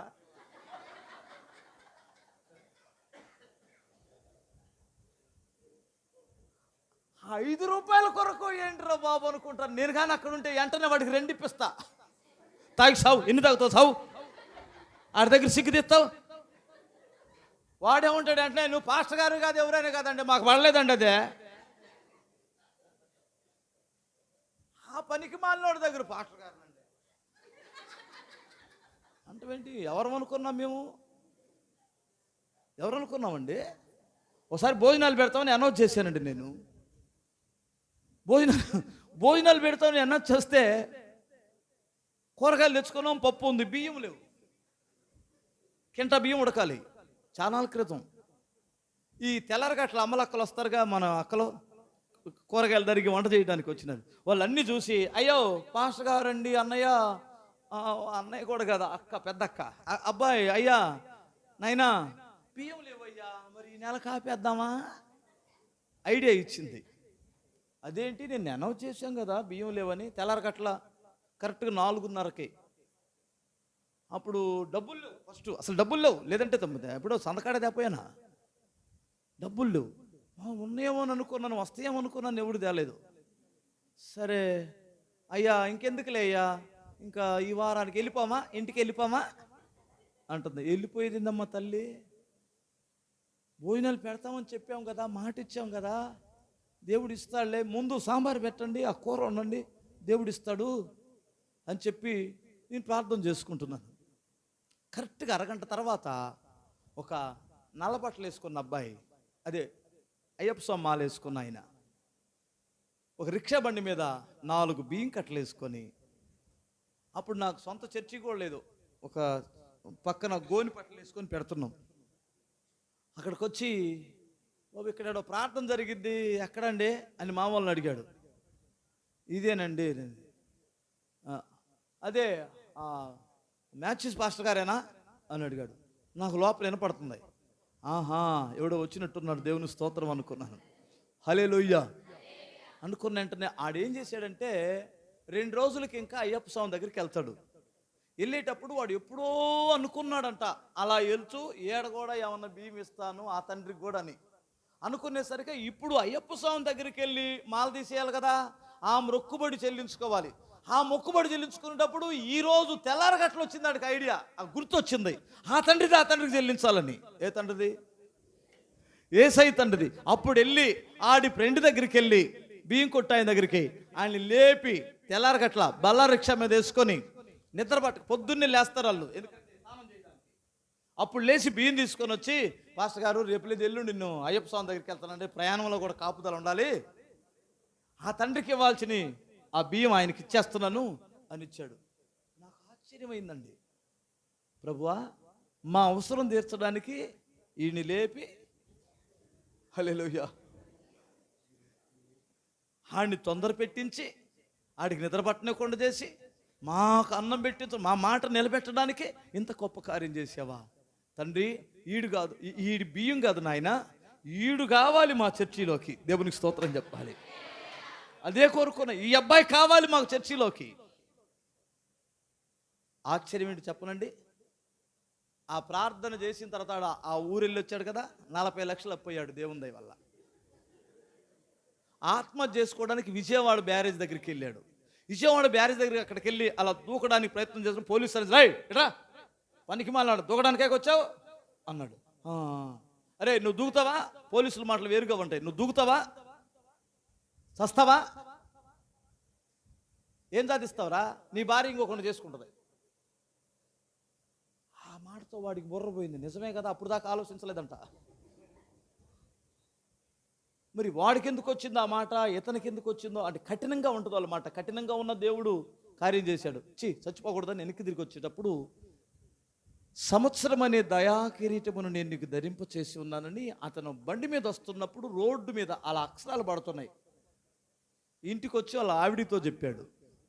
అప్పుడు ఆమె, అయ్యా సాయిబాబా తండ్రి అయ్యా, నీకు మహానుభావుడు ఆ సద్గురు నీకు కనిపించి దయా కిరీటం అని చెప్పాడు అయ్యా అని చెప్పింది. వీడేమనుకున్నాడంటే, సాయిబాబాకి ఆ వాక్యం ఉన్నట్టు నాకు గుర్తులేదే, ఆ మాట ఎవరన్నా పెద్దవాళ్ళని అడుగుదామా అని అన్నాడు. యేసుప్రభు గుర్తు రావట్లేదు, ఎందుకంటే వాళ్ళు 6 మందిలో ఉన్నారు కదా. అప్పుడు వాళ్ళ వదిన గారు మా చర్చికి వచ్చామే క్యాలెండర్ తీసుకొని వెళ్ళి అప్పుడే వాళ్ళ ఇంటికి వెళ్ళింది. మన వాళ్ళకు ఒక మంచి అలవాటు ఉంటుంది క్యాలెండర్లు ఇవ్వడం. ఇవ్వగానే దాని మీద మొదటి పేజీలో సంవత్సరము అను దయా కిరీటమును నేను మీకు ధరింపు చేసి పెట్టాం. ఆ సంవత్సరం దాన్ని చూసి, సాయిబాబా కాదో యేసు ప్రభు, హల్లెలూయా. ఇప్పుడు నేను చావడానికి వెళ్ళిన సంగతి ఎవరికి తెలియలా, ఒక యేసు ప్రభువుకి తెలిసింది. అందుకని నాకు ఆ వాక్యం ఇంటికి వచ్చేంతవరకు కనిపిస్తానే ఉంది. మనం యేసు ప్రభుని నమ్ముకుందామని చెప్పి చర్చికి వచ్చి విగ్రహాలు తీసేసి వారు యేసు ప్రభుని నమ్ముకుంటే ఇప్పుడు వారి స్థితి మారిపోయినాయి. దేవునికి స్తోత్రం చెప్పండి. 40 లక్షలు అప్పు తీరడం కాదు, మంచి ఆస్తి సంపాదించాడు. దగ్గరగా స్తోత్రం చెప్పగలరా? నేను ఎందుకు ఈ విషయాలు చెబుతున్నానంటే, దేవునికి మీరు ఇవ్వండి, హల్లెలూయా. అప్పుడు మీరు ఖచ్చితంగా ఆశీర్వదించబడతారు. అది నిజమైన సమర్పణ. ఇంకొక చిన్న మాట చెప్పేసి ముగించేస్తాను. తిమోతికి రాసిన 2వ పత్రిక, మొదటి పత్రిక 2వ అధ్యాయం మొదటి 2 వాక్యాలు చూడండమ్మా. మనము సంపూర్ణ భక్తియు మాన్యతయు కలిగి నెమ్మదిగాను సుఖముగాను బ్రతుకు నిమిత్తము అన్నిటికంటే ముఖ్యముగా, చూడండి, మనుషులందరి కొరకును, రాజుల కొరకును, అధికారుల కొరకును విజ్ఞాపనలను, ప్రార్థనలను, యాచనలను, కృతజ్ఞతాస్తుతులను చేయవలెనని హెచ్చరించుచున్నాను. చప్పట్లు కొట్టగలరు ఒకసారి? హల్లెలూయా. ఇప్పుడు యేసయ్య సన్నిధిలో మీరు నిజముగా యాజకులైతే దేవునికి ఏమి సమర్పించాలి? ప్రార్థనలను, విజ్ఞాపనలను, ప్రార్థనలను, యాచనలను, కృతజ్ఞత స్తుతులు. ప్రార్థన కంటే బలమైనది విజ్ఞాపన. ప్రార్థన చిన్నపిల్లలు కూడా చేస్తారు కదా. అరే ప్రార్థన చేయరా అంటే, ఏసయ్యా తండ్రి నాయన స్తోత్రమయ్యా, మరే మా నాన్న పుట్టినరోజుకే బట్టలు ఇచ్చేటట్టు చూడయ్యా, మురిసిపోతుంటారు. దానికి కూడా ఏమంటారు చెప్పండి? ప్రార్థన. ఓకే, విజ్ఞాపన కర్తలు కావాలి దేవునికి. దేవునికి స్తోత్రం చెప్పగలరా? విజ్ఞాపన కర్తలు ఎవరంటే తన కొరకు మొరపెట్టుకునేటువంటి వారు కాదు, దేశం కొరకు మొరపెట్టే వారిని ఏమంటారు అంటే, ఇతరుల కొరకు మొరపెట్టి విజ్ఞాపన చేసేటువంటి వారిని ఏమంటారు? విజ్ఞాపన కర్తలు అంటారు. హల్లెలూయా. ఇప్పుడు ఈ బొడ్డోడు దేని కొరకు ప్రార్థన చేశాడు ఇందాక? ఆడి బట్టల కొరకు, చాక్లెట్ కొరకు, కేక్ కొరకు ఆడు కూడా ప్రార్థన చేస్తాడు. దాన్ని విజ్ఞాపన అనరు.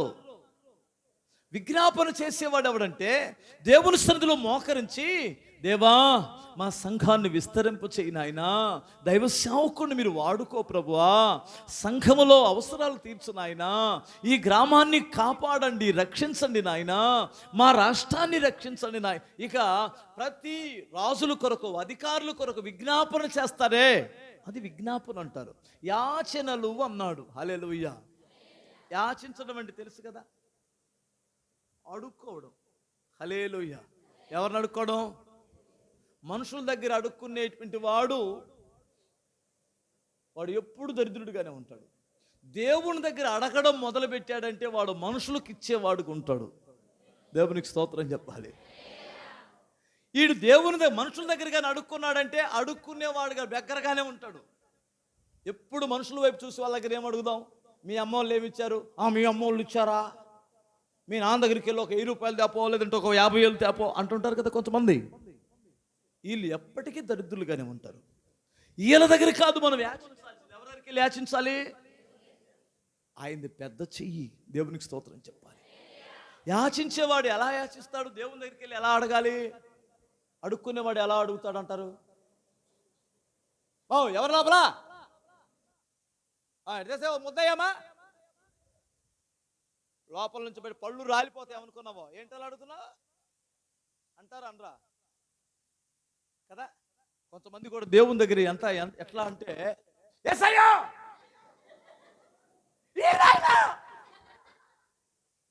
ఏంది ఆ రంకెలు? నాకు అర్థం కాదు.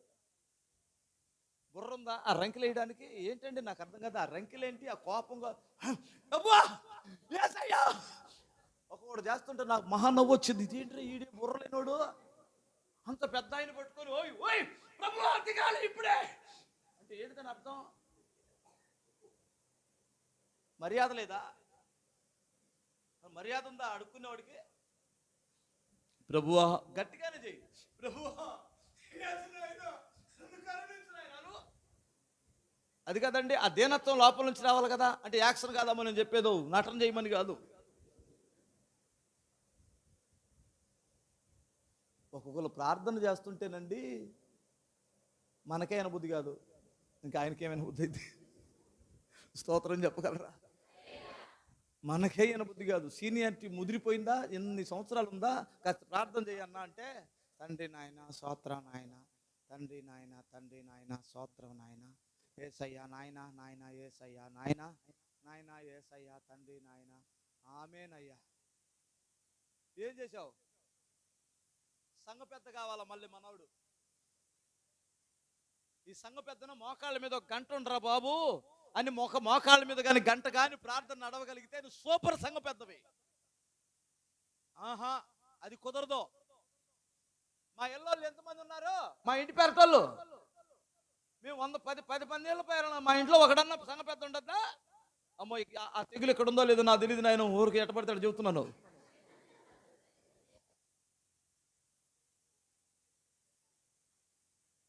మేము ఇంతమంది ఉన్నాం, మా ఇంట్లో ఒకడన్నా సంఘ పెద్దకలేడా? ఓకే సంఘ పెద్దవే, నువ్వు ఎంతమంది ఉన్నావు నాకు అనవసరం, మరి ఒక గంట మోకరించు.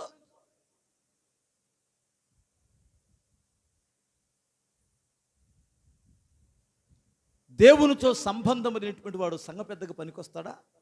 మీరు చెప్పండి. మీకు న్యాయం అనిపిస్తుందా? స్తోత్రం చెప్పగలరా? హల్లెలూయా. దేవునితో సంబంధం ఉన్నటువంటి వాడు సంఘ క్షేమాన్ని కోరుకుంటాడు. దైవ సేవకునికి ఒక మంచి సహకారిగా ఉంటారు. వాళ్ళు కావాలి, ప్రార్థనా పరులు కావాలి. కనుక దయచేసి మీరు ప్రభువుకు ఒక రాజ్యముగాను, ఒక యాజక సమూహంగా ఆయన ఎదుట మీరు నిలుచోవాలంటే మీరు యాజకత్వంలో ఉన్నటువంటి వారుగా ఉండి ఏమర్పించాలి? మీ శరీరాలను సజీవ యాగముగా, చచ్చిన తర్వాత కాదు, బ్రతికున్నప్పుడే ప్రభువుకి సమర్పించాలి. రెండవది స్తుతి యాగం దేవునికి సమర్పించాలి. 3 మంచి పదార్థములన్నిటిలో ఎవరికే? అదే మీకు ఉపదేశించే సేవకునికి సమర్పించాలి. హల్లెలూయా. ఓకేనా? అంతే కదా. 4 మీ ప్రార్థనలను, విజ్ఞాపనలను, యాచనలను, కృతజ్ఞతాస్తుతులు దేవునికి సమర్పించాలి. అప్పుడు మీరు దేవుని ఎదుట పరిశుద్ధమైన జనముగా బ్రతుకుతారు. హల్లెలూయా. ఆయనకు ఒక యాజక సమూహముగా ఆయన ఎదుట మీరు నిలుచుంటారు. ఇలాంటి వాక్యము ఇవ్వాలని ఇక్కడ నమ్మకమైన సేవకులను మీ కొరకు ఏర్పరిచి, ఏమండి, నమ్మకస్తులైనటువంటి వారిని మీ ముందు ఉంచారు దేవుడు. హల్లెలూయా. ఇలాగ మీరందరూ బ్రతుకుతారని, ప్రభు ఎదుట మంచి యాజకులుగా ఉంటారని నేను ఆశపడుతున్నాను. టైం ఎక్కువ అయిపోయినట్టుంది కదా, నేను టైం చూడదలుచుకోవాలా, దగ్గరగా స్తోత్రం చెప్పాలి. ఈ మాటలు మీ ఇనికిడిలో ప్రభు ఫలింపచేయునుగాక. హల్లెలూయా. దగ్గరగా నేను చిన్న ప్రార్థన చేసి దైవజనులకు అప్పగిస్తాను. దయగలిగిన తండ్రి, ఈ వాక్యమును నీ బిడ్డల హృదయాల్లో మీరు ఫలింపు చేయండి. నీ దాసులు తండ్రి, మా తండ్రి గారు రత్నమయ్య గారిని జ్ఞాపకం చేసుకుని, ఆయన అమ్మగారిని కూడా జ్ఞాపకం చేసుకునండి.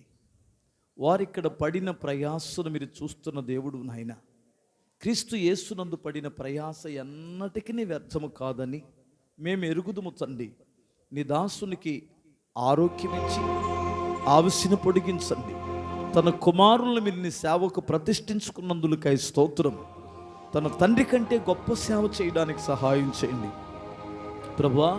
ఈ కుటుంబం తండ్రి, వారికి పై నాయకులుగా ఉన్నటువంటి వారికి మంచి సహకారులుగాను, వారి నాయకులకు నమ్మకస్తులుగా ఉన్నటువంటి ఈ కుటుంబాన్ని దీవించండి తండ్రి.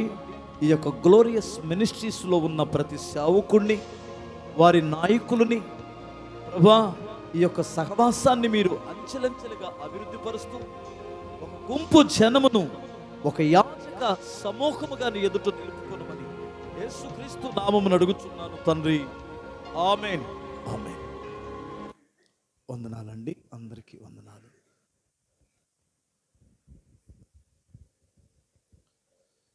ఒకసారి అందరు గట్టిగా చప్పట్లు కొట్టి దేవునికి స్తోత్రాలు చెల్లిద్దాం. ఇంకా గట్టిగా, ఇంకా గట్టిగా.